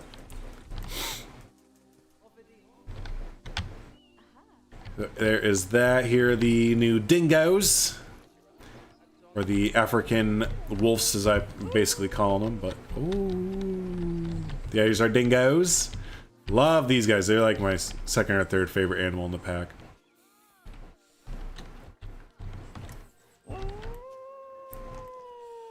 Yes. We have koalas, which don't get too used to this section. I'm going to redo it. I've been informed that most koalas are kept indoors, and I went ahead and put mine outdoors like a noob. But yeah, no, here's where are they? We were hard to find last time. The last time we found them, it was, one of them was stuck in a tree, like down here. It was a little bit precarious. There he is, there he is. So there's one of our koalas right here. They are heckin' adorable. And there's one more, and we've been playing this game of hide and go seek with the koalas here. Oh, there he is on the ground where they should be. Here's one of the new habitat items as well.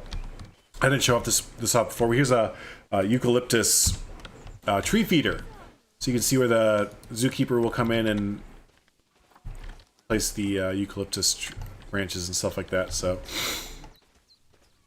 there are them, and last but not least is the cassowary. Those are your favorites? Yeah, they're pretty adorable. Last but not least are the dinosaur birds here. Hey, these things are vicious. They're pretty, but man, all the stories you read about them. And now there's two of them, but I separated them. The game doesn't require you to do this or anything, but in real life they separate these two. It's a male and a female, and they only bring them together to potentially try and mate. And even that is like a little bit. I have like a little mating yard out here where they would try and bring them to kind of get together. But yeah, there's our cassowary here, our dinosaur birds over there. So that is my little Australia section of the zoo so far. So, but yeah, we're just over here kind of building, of kind of doing little changes and little fixes and finishing up this little section over here, and then we are wrapping up for the day. So yeah, let's go ahead and keep on going.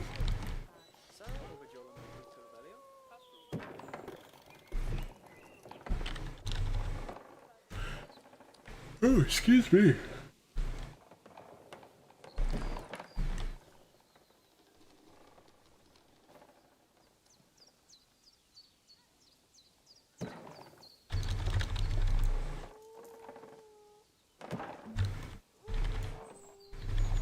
Sounds like it's in pain. Or it kind of sounds like my dog when it's being pitiful. No candles in the romance area? Oh man, that's pretty fair point, isn't it? We need to set the ambiance, set the mood.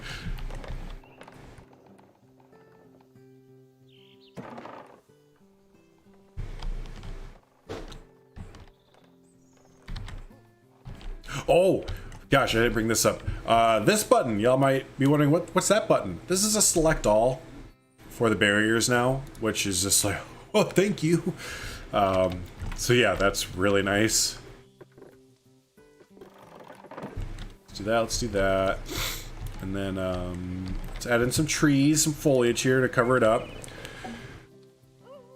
You're trying to think if you ever heard a cassowary call? I've never heard one before this game, and now that I have heard it, I don't ever want to hear it again, because, I mean, wait for it.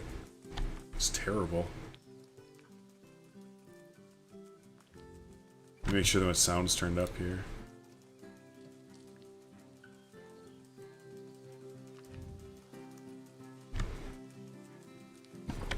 Come on, do it. You were, like, doing it like crazy earlier. Yeah, there it goes. That's nuts. Like, it just sounds so guttural. Alright, let's add some trees here. Now, I'm not going to be adding just Australian trees, because again, this zoo overall takes place in Midwest United States, and where it's located gets really nasty winters. So I have to kind of watch what trees I put in. I try to do some like Australian specific trees, but for the most part, you know, because the zoo is set in that climate, these are the just natural trees that would kind of grow up in this area. So you see that in zoos all the time, right? It's not just because you go into like some zoo, it's like, oh, we're in the Asian section, so it's only Asian trees. Like, it's still the natural foliage of the area with like little hints of maybe foliage and theming kind of thrown in.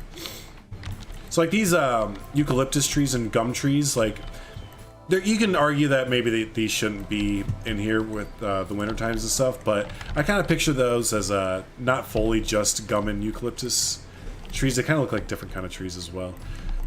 Let's see, there's a birch tree. Yeah, I kind of think the white gum tree like this one, I think it looks like a white birch tree that we have in Wisconsin area.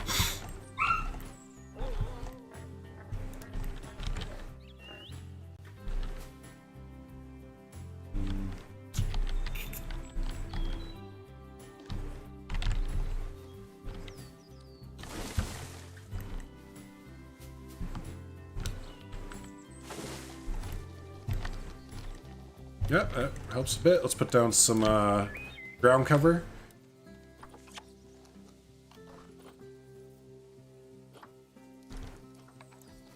I love using the, I use the custard apple trees, 1 and 2, as like general bush cover. Woohoo indeed. You just kind of sink them down in the ground, makes a nice green bush. That covers a lot of area really quickly.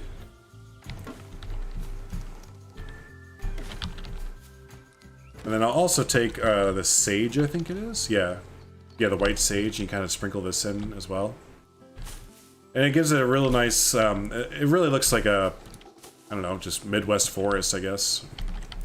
Northern forest. Boreal, right? Is that the forest that are in the north? Boreal forest.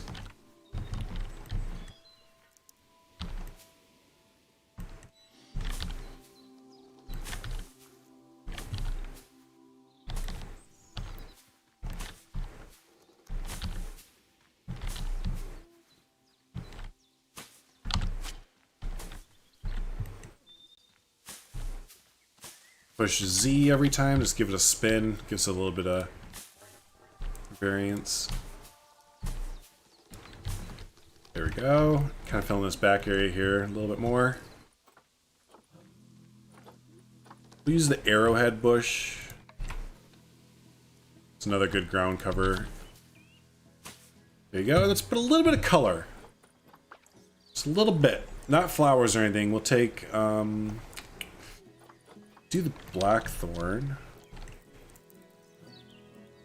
Make it look a little bit overgrown, right? Actually, we're gonna do color as far as like pink. I think it's the ironwoods. Yeah, if you take the ironwood, it's a desert tree, but you kind of sink it down and just kind of sprinkle it. Doesn't look half bad.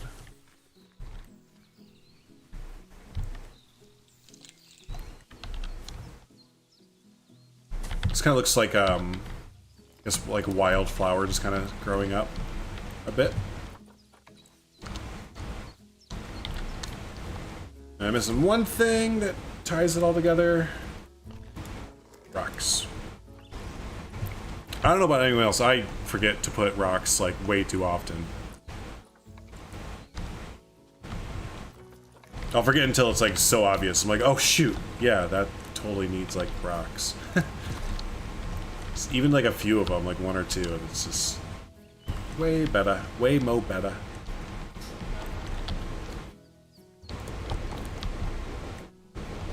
Cool. All right. Well, there's that little area kind of done up. What we're gonna do is nope, not mess with this because I forgot we have to change all that around. So just leave it alone. I'm not gonna put a wall up here because we already have the park boundary right there, and it just kind of seems redundant to do another wall right there. But I do want some more like foliage, I guess, over this way.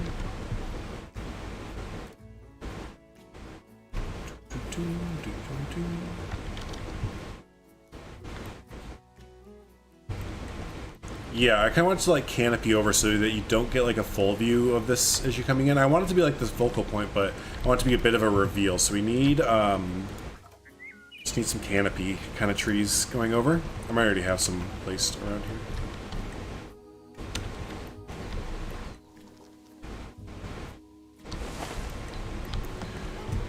Canopy, canopy, canopy. There we go.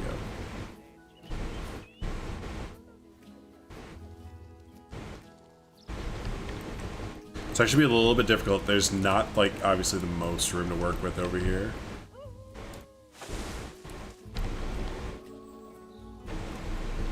I might want to change the staff path real quick, yeah, because I think that's going to be a good place to put it.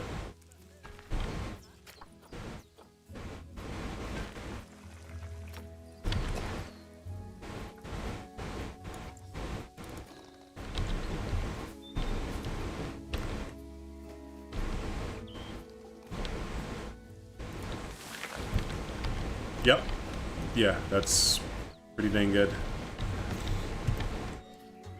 So in that case, we'll have the staff path sneak around this way and just redo a little bit.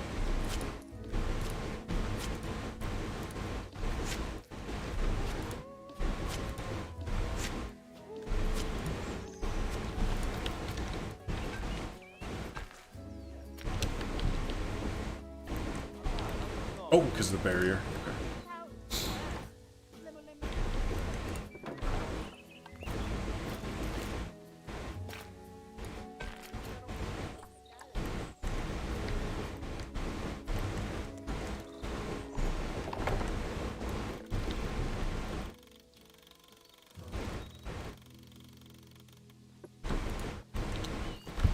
Okay.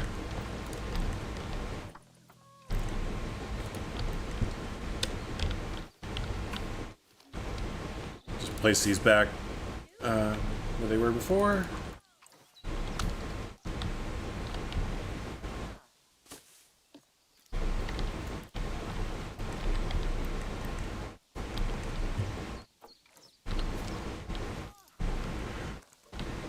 Oh, excuse me, holy heck.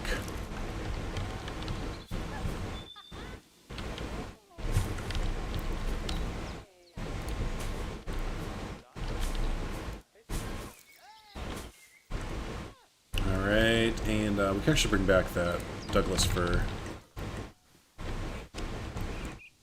It's gonna count as inside the koala's habitat a little bit, but that's fine. No big deal. And honestly, we could put another skinny tree right there. I like that, yeah. I'm okay with this area being heavily wooded.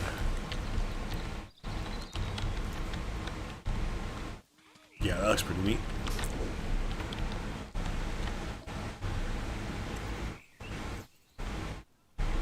Okay, so we'll go back here. That looks good, that looks good.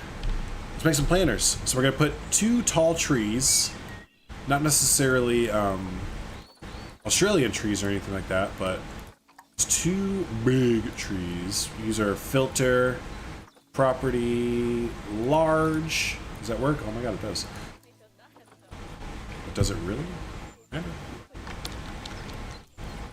Yeah, kind of like these kind of trees.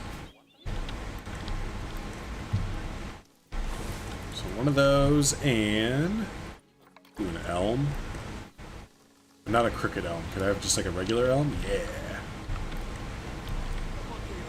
That's too big. That's too girthy.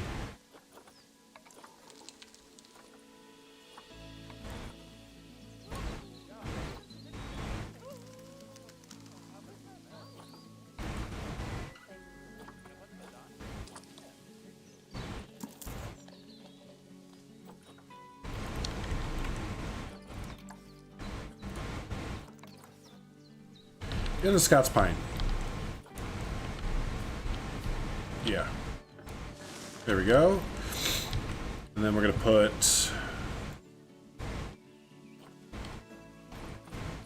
kind of same thing we did over here, just general foliage underneath of it. Or no, since it's kind of a center point, we're gonna put yeah, here we go.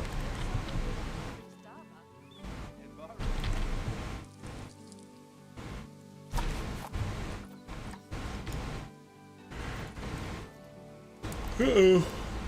I'm getting yawny because I haven't eaten breakfast or anything today. It's almost lunchtime. Which that might win out the stream being done before me finishing this area. My stomach always wins. Always. No questions. If my stomach wants to win, it wins. Okay, that's good enough.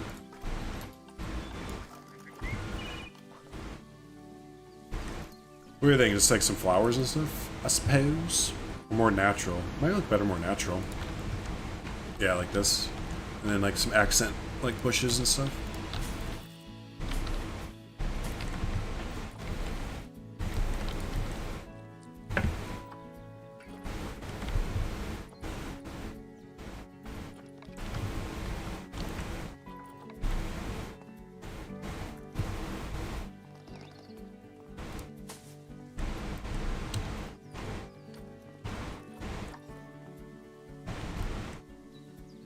That looks too similar.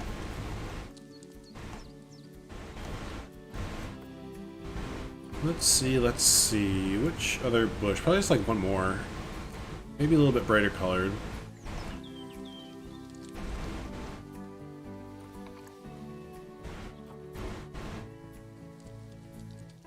Ooh, could take the Japanese maple and sink it down.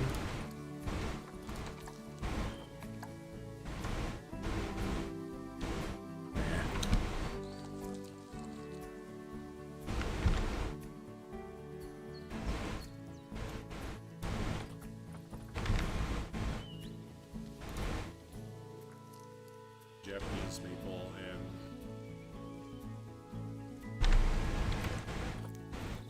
it was meception.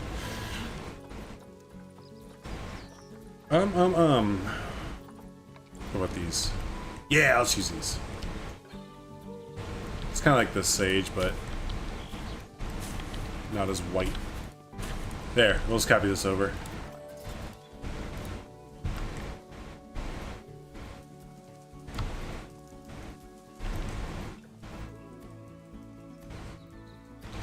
And we'll fence it. I did forget to put a fence around it. Totally need that.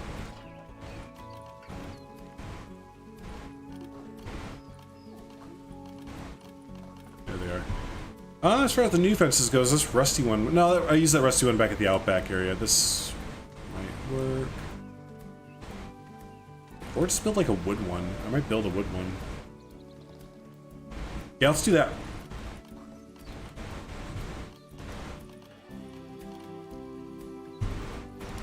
Let's do that. I don't even know where...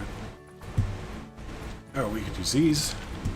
Yeah, I like this new wood style. Again, I wish it was flexi-colored. Definitely wish it was flexi-colored, but it still looks pretty nice as far as the texture goes.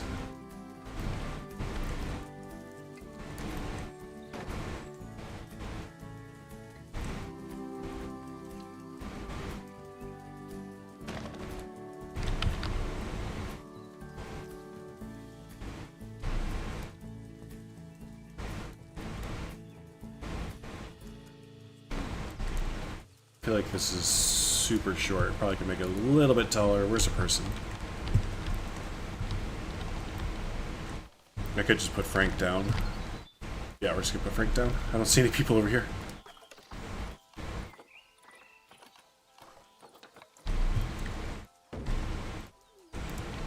Let's see. So yeah, definitely can make that a little bit taller, I'd say. Right about there. If I made it 2, it'd be up to his waist. That's a little bit too tall.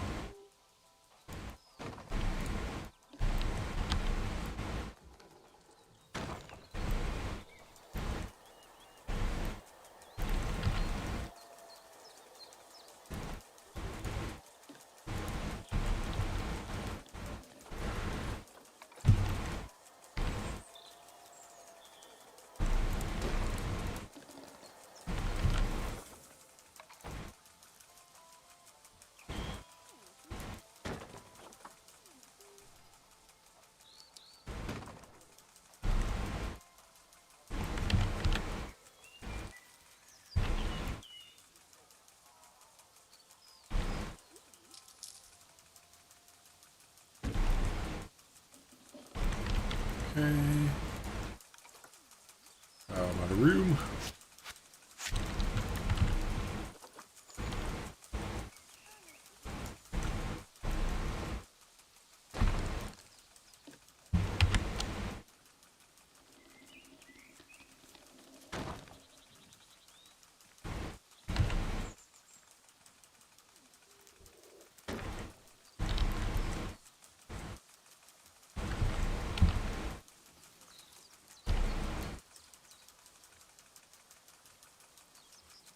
Okay.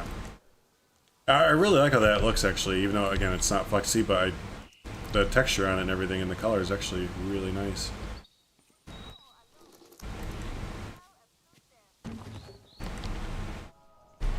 Oopsie.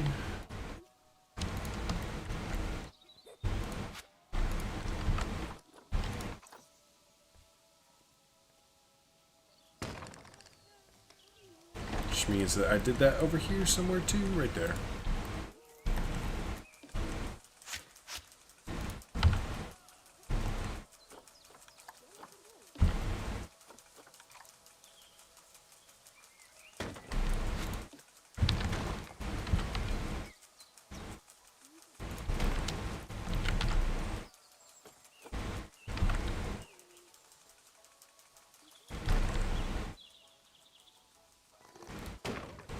There we go. Okay. There's that. Only other thing I can think of is to add some. Well, we could put down some vending machines. Let's do that. Gotta love those vending machines. Put them right over here.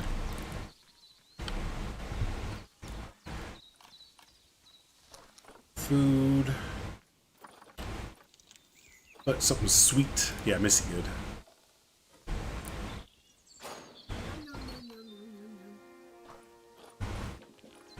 And Cosmic Cow for a shake. So this is the sweet vending machine area. And what else gonna put? Oh, some of Ben's carts that he made. Because they are really nice. Did I put over here? I think I have it in blueprints. If y'all haven't seen these are really, really useful for your zoos. If I can find them.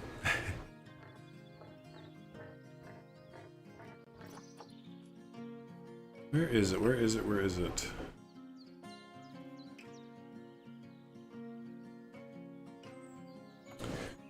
Heck, I just used them yesterday.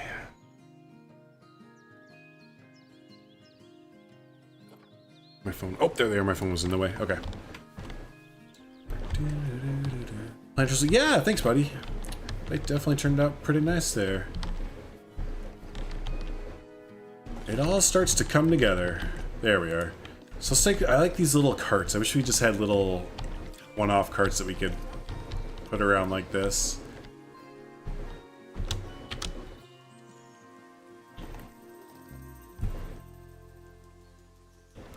Put two of them. Put one there. And, water. One right here.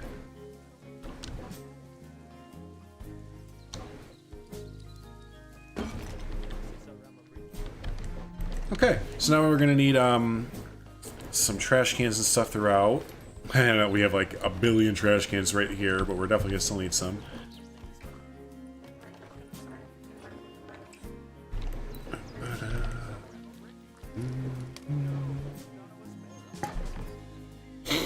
Excuse me. Sam Hawker, thank you so much. I appreciate that. Yeah, the new Australian DLC has some really nice pieces to use. That is for sure.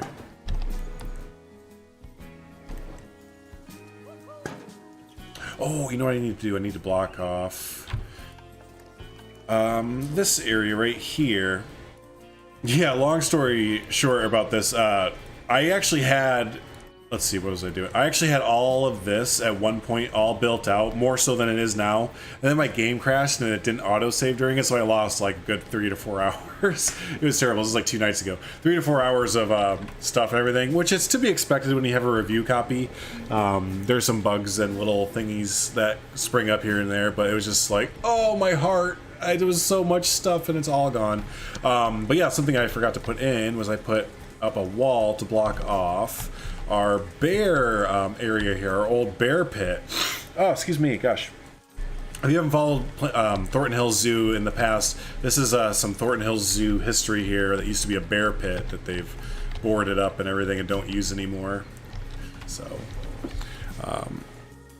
the robot kangaroo, I know, it's our first animatronic. It's pretty awesome, isn't it? I set one of those up at the beginning here of the land. Yeah, there he is, with the little Joey in the pouch as well. Yep, that's pretty awesome. What? Dingo, you're going crazy, buddy. Alright, so let's set up some walls here.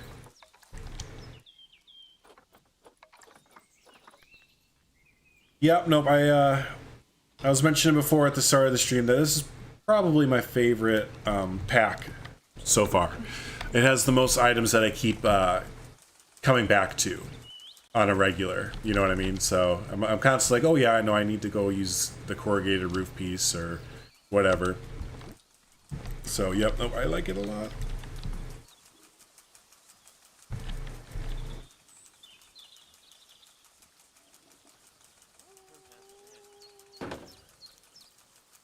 Do some theme park backstage walls. There we go.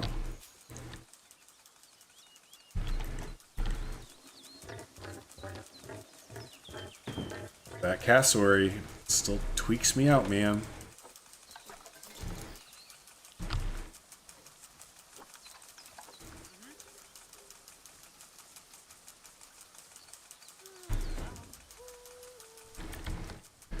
There we go. Can block a little bit more. There we go.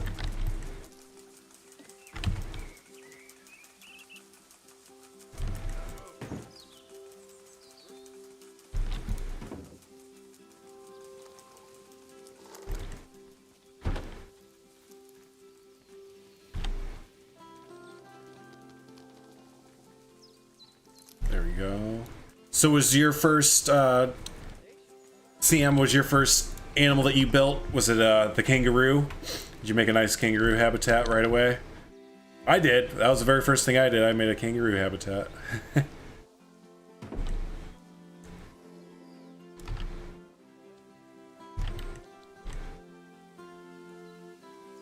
It's a little bit too close to the path. I need to actually start diverging out that way instead of being so close to the path. Open this up a bit. And I want it to probably overall connect to just, yeah, running into this fence line right there. Okay.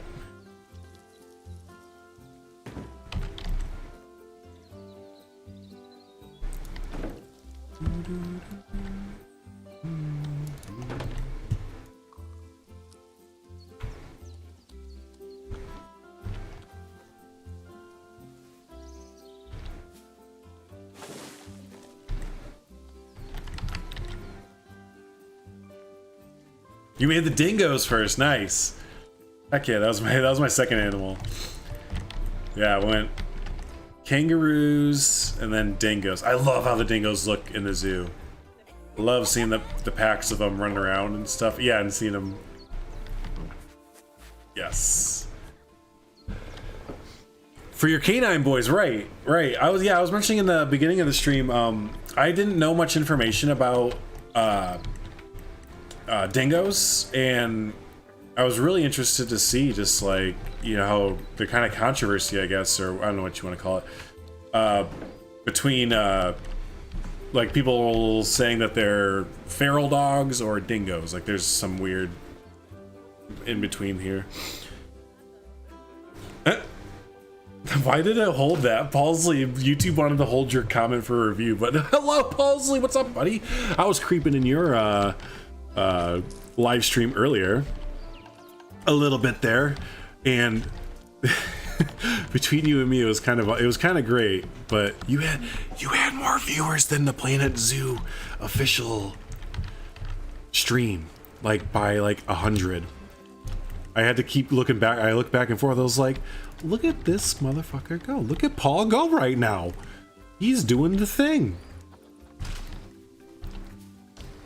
But yeah, hopefully you had a good rest of your stream there, buddy. If y'all don't know, I'm sure you do, Mr. Paulsley there. Be sure to head on over to his YubTub page. Check him out. He does all the Planet Zoo stuff all the time. He's all about it. Oh my gosh, he wants me to review another one. They hold all of them at the moment? Oh! I was about to say, I'm looking at it, I was like, what are they holding that one for? They're, wow, they're really doing that to you.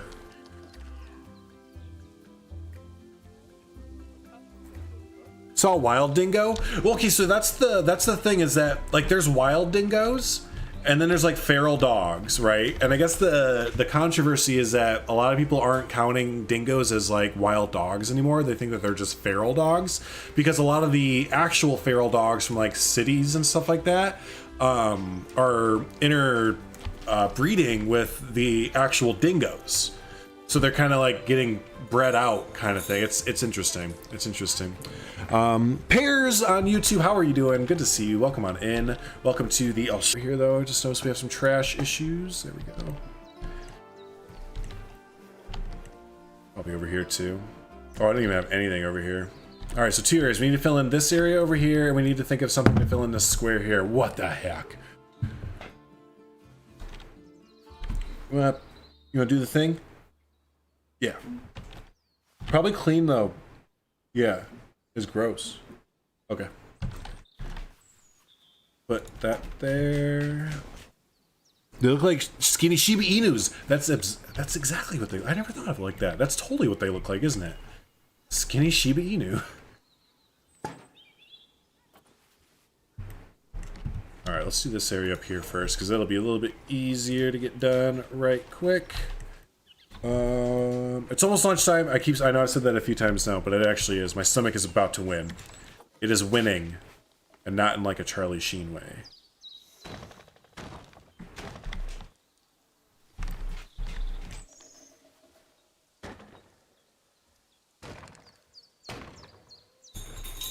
There we go.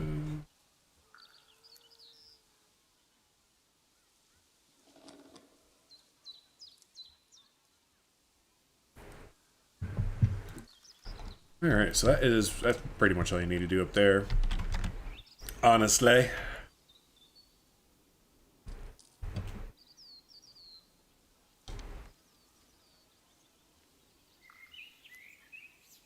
And then over in this corner, let's see. I hope it's just like a little shack, another little building. Like a, do we have a gift shop yet? Oh my gosh, I don't have a gift shop. Nope, totally don't. So I'm gonna go ahead and say that we need a gift shop. Let's see if we can't fit one in like right here. It's a very tight squeeze. But I need people, not a balloon. There we go, just a moment.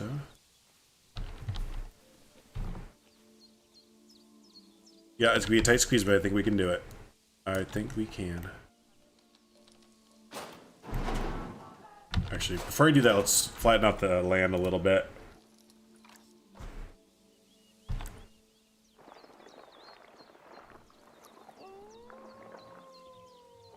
There we go, we can put the gift shack right there. Yeah, there we go, the gift shack. That's literally what it's going to be called.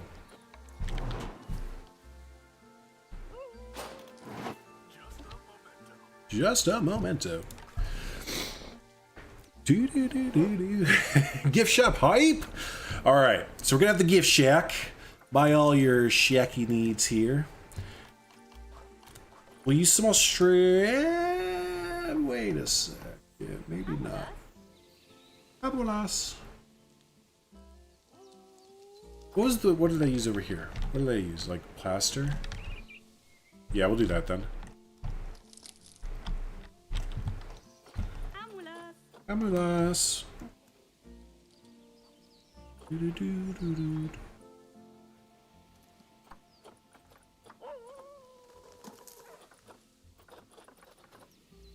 There we go, plaster wall. Let's paint this white. 4 meters. Blah.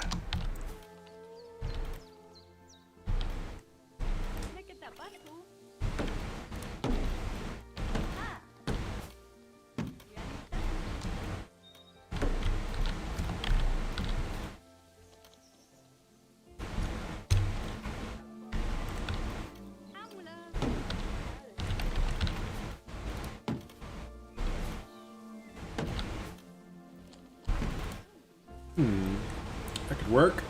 Oh, I got something in my eye. There we go.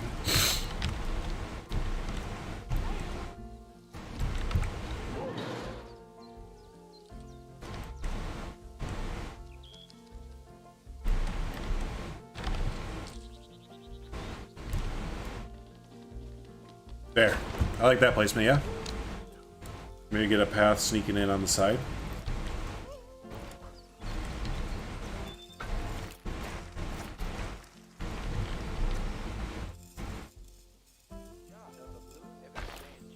Oh, it worked! Oh my gosh. I really didn't think that was gonna work.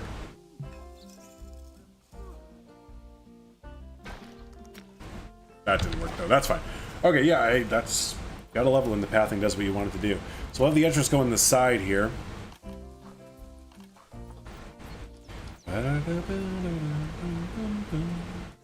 We will use this door. I love this door.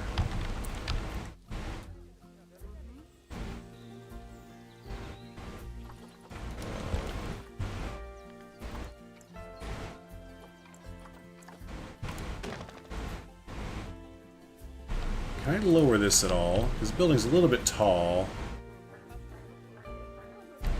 No, not quite. Okay, that's fine. We'll take similar design elements from this building across the way here, just kind of tie in the area together. I don't know that we'll do the bright orange roof with it, but we will. So this is gonna be like a tower here, so we need to make this just a little bit more.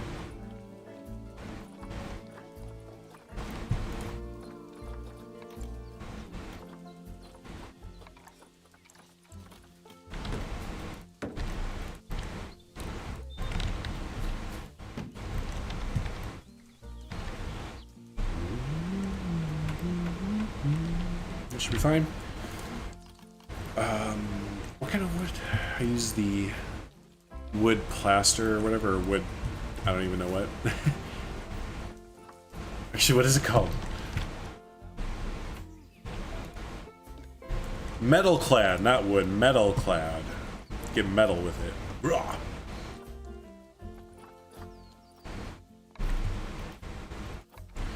What color should the roof be? Again, I don't want to do the orange like over there, but maybe we can do like a blue or something to kind of complement it. I kind of like, yeah, I think that might look kind of nice. Nice.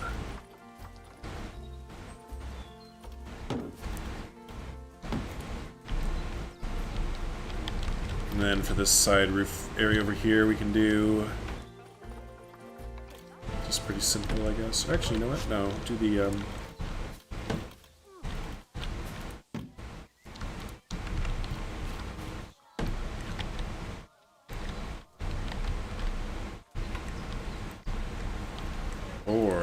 or oh, where's the here?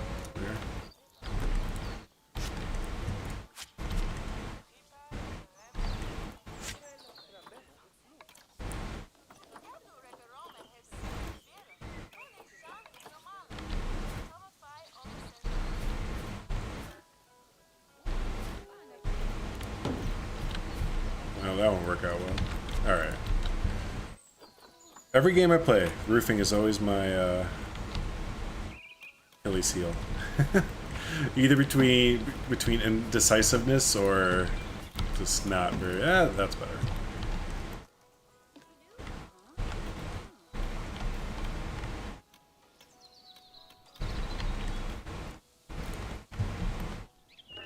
Yeah, that's better. Excuse me, gosh.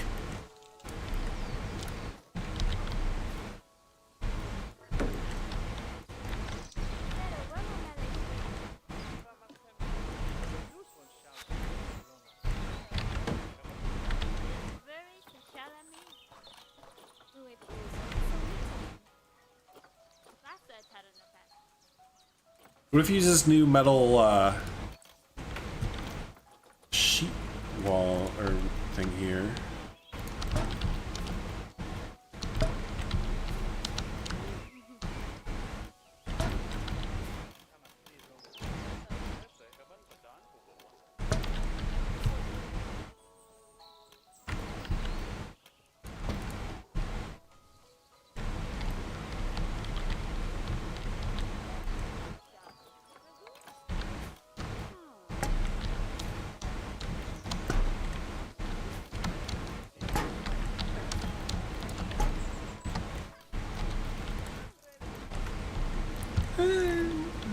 Kinda.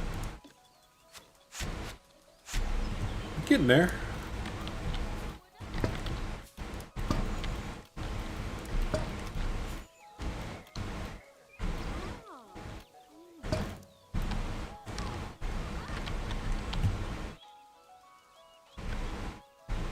We've made this like different color, like a white instead, to kind of lead up into it. Nah.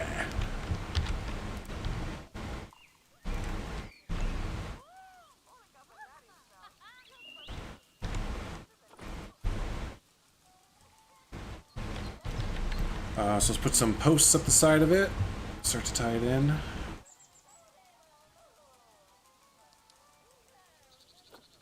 Rusted. No, I need the recolorable one. There we are. Ooh, that's skinny. Skinny minnie.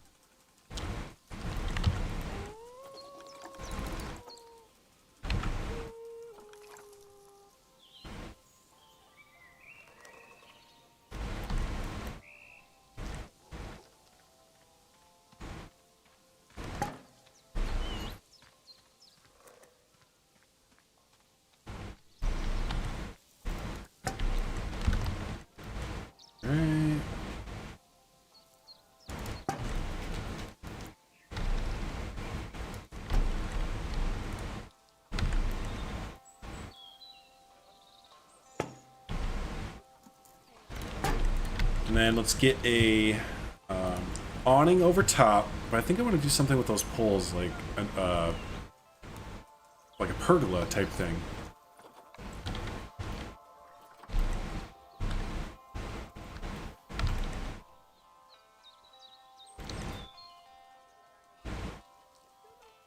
I might just do that instead, only.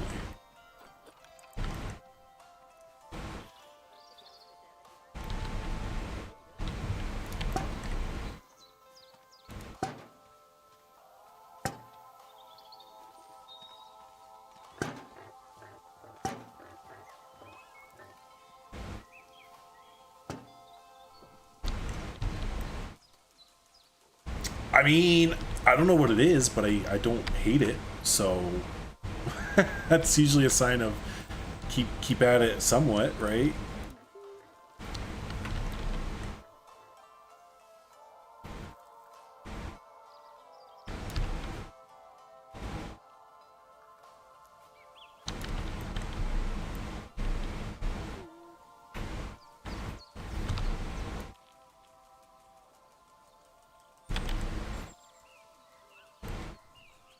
I think I just like it like that. And then maybe put like a sign on it or something, I guess. Oh, we got soup? Yeah, I'm almost done. I'm hungry, so.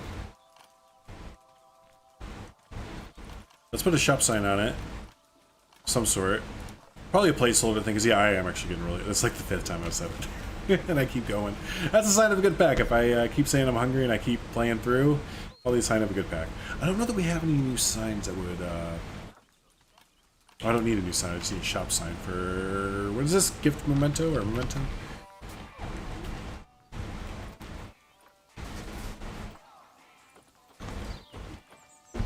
Just a memento, that's the word I was looking for.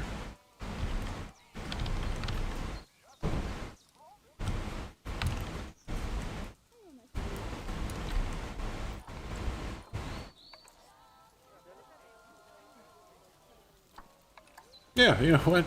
It's kind of simple, but sure.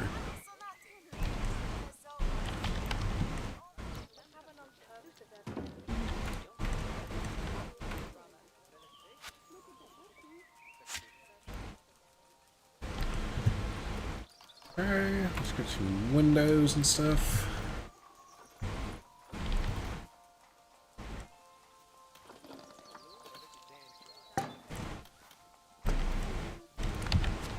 Which we're gonna edit these as well, and we're gonna put where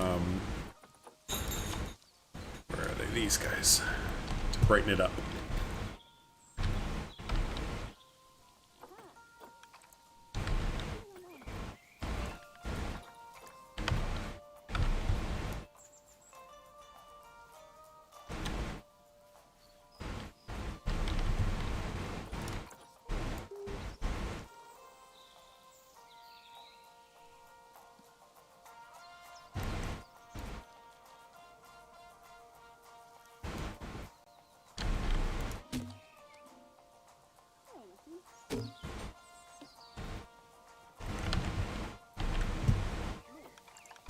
I hate that doesn't go straight. What the hell?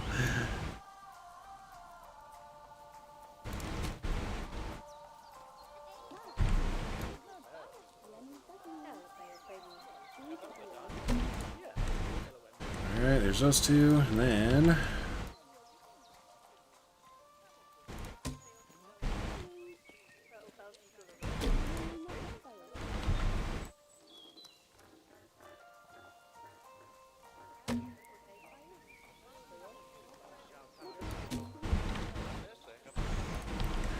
Alright, and then cover bottom part up here.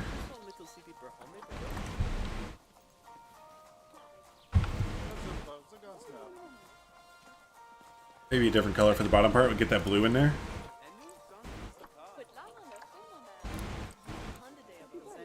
Or the orange, actually. You just need like another pop of color except for the white and blue.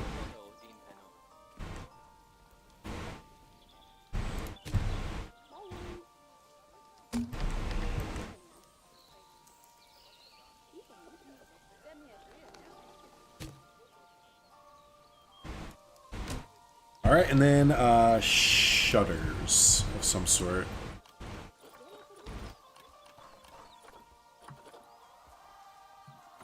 There you go.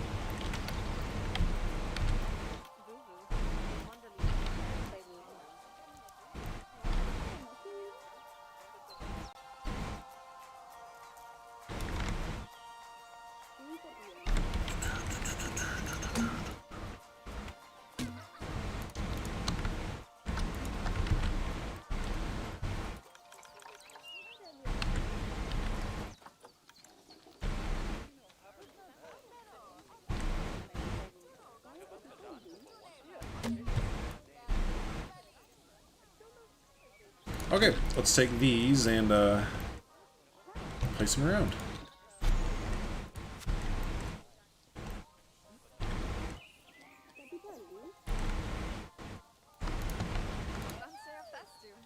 Let's see, uncheck all this stuff. I think that's it. Oops. Damn it.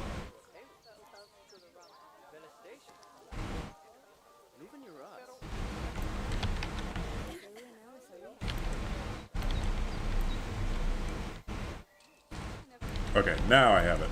Adjust it.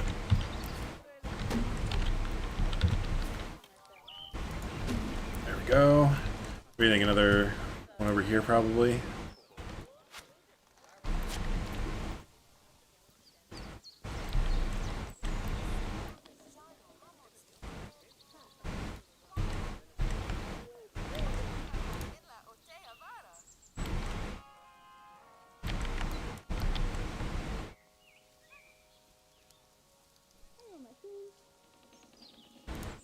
Kind of hard to differentiate between what we have selected and not. Okay, I think that's it. No.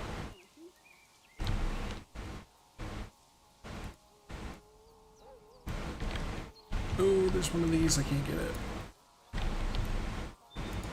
Oh, damn it. I might just have to bring it with. Yeah, it's just gonna come with. I'm not gonna sit there and try and get that out. We'll just, we'll edit it afterwards. Oh, I got this one too over here. Shoot, shoot, shoot. That's all right.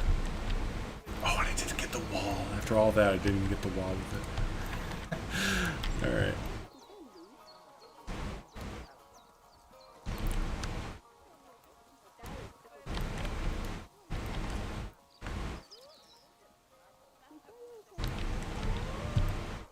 I think I got it all.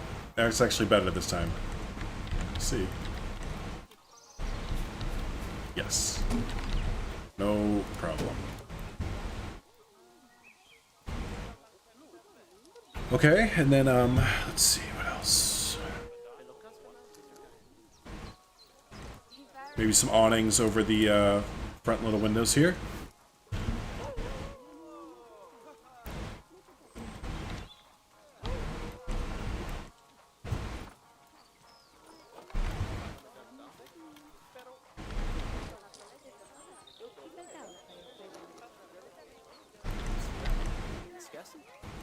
Change the color? No. Nope, nope, nope.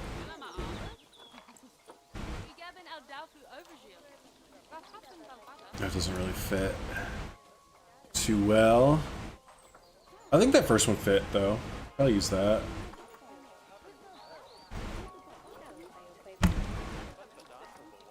This one? Yeah, I think this is gonna do just fine.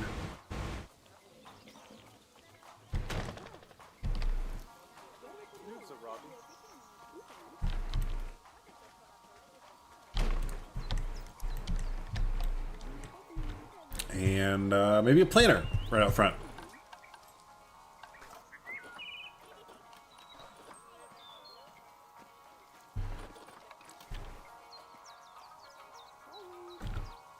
Although it's a very, just notice it's a very slim area to kind of walk through, so we're going to skinny this up a bit, just give him a bit more room to walk. But I do still want to have the planter here in front. As far as the flowers and stuff, we actually will put flowers. Make it look pretty.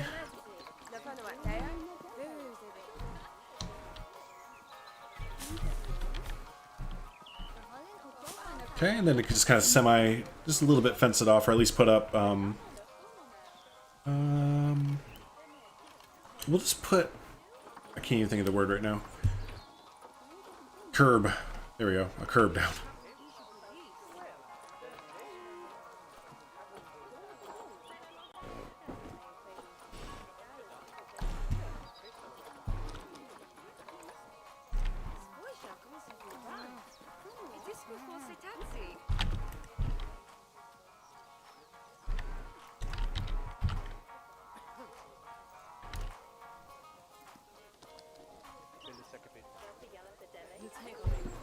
Change the color a bit.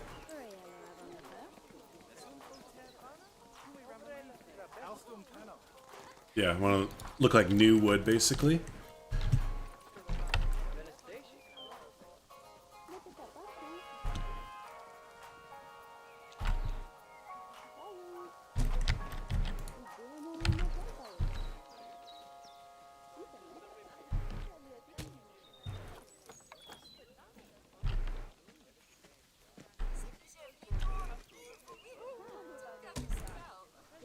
Okay. That. I need some. Let's see. These.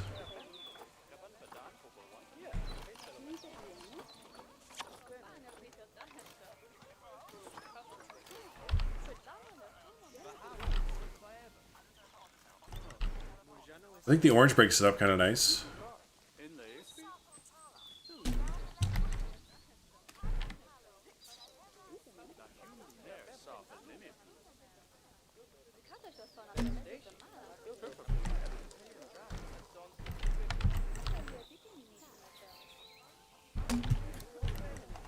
We'll put that all the way around, I guess. Yeah, may as well.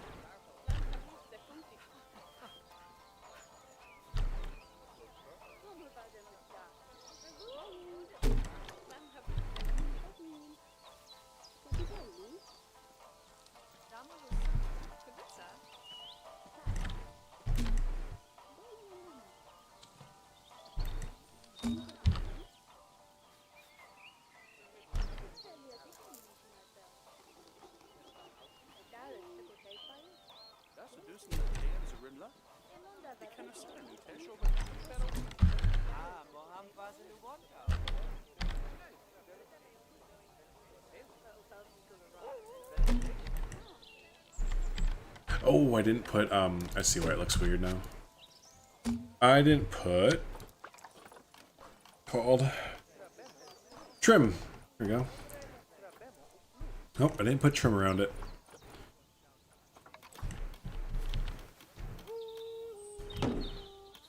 It's not much, but it does add, you know, a nice little thing there. Oh wait, I don't need it there, do I? No. Alright. Suppose a window on this side would be nice.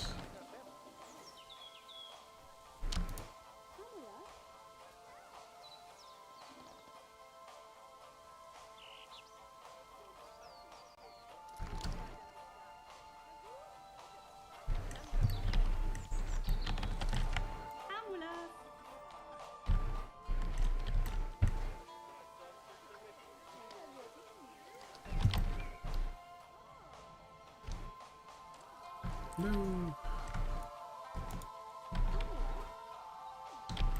Alright, I think I have it all.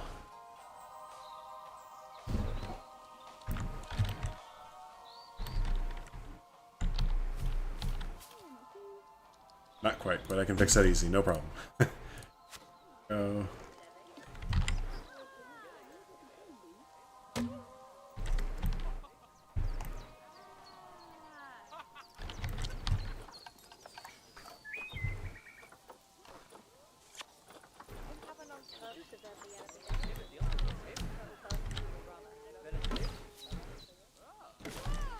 There we go, kind of tidy up this side of it here. Yeah. Oops, we're floating in the back, just notice that. Hey, Deer Hunter, what's up, buddy? Good to see you. Yeah, I know. Yeah, took a little summer break. Had some instances happen over the summer that I had to give my full attention to, basically. So I didn't want to pump out half-ass videos, kind of thing. So. But yeah, no, we are back checking out the Australian Pack DLC, as you can see, and for the future, I'm going to be releasing videos on a more consistent basis on Monday, Wednesdays, and Fridays, and then streaming once a day over the weekend, probably on Sundays. So, so yeah, hopefully that'll make it so I don't go on another one of those breaks again. But yeah, no, glad you're coming on back to hang out with us. Let's see, I'm trying to think what else here.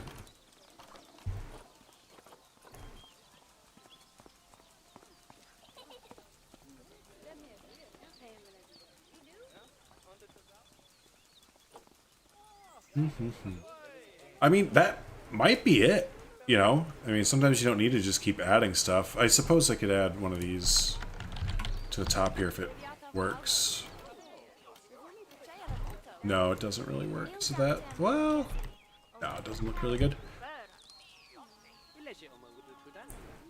Other than that, I think we are looking good, folks. I think we can maybe cap this off as a dunzo.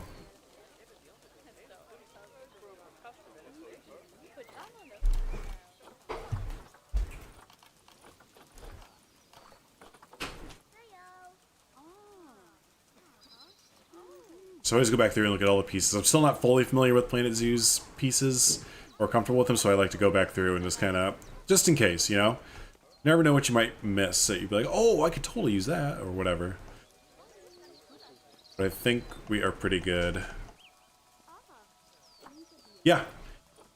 Yep, so, okay, cool. I am going to go ahead and call that the stream then, because I am so hungry, and we did what I wanted to do here. Actually, we did more. I didn't even plan on really making this gift shop building over there, but we kind of finished out this plaza area. I'm going to go ahead, and again, I'm probably going to rip out the koala habitat here, make an indoor one, so that'll be changed up. This whole little section will be changed up. But that all being said, I'm going to be making a video coming out very soon. Probably the next day or so. Well, I shouldn't say that, but very soon. Covering the new area that you just kind of saw us hang out in for Thornton Hills Zoo here, this whole Australian area. So yeah, for those of you watching now, you'll see the koala area will be switched up, but other than that, it'll be pretty much the same. But yeah, we'll have an official video on the Australian area for Thornton Hills Zoo here coming out shortly. So but yeah, I am going to go ahead and wrap up there for the day, folks. It's been a lot of fun getting to talk with you all again, get back in the swing of things as far as video making goes, and the stream and everything. So yeah, don't forget as well, Monday, Wednesday, Fridays, I'm going to be having videos come out. That's going to start either next week or the week after, but very, very shortly. So yeah, but yeah, thanks so much everyone for hanging out. I always do appreciate it. If you haven't already, be sure to, I got to get back to the YouTube streaming homepage thingy.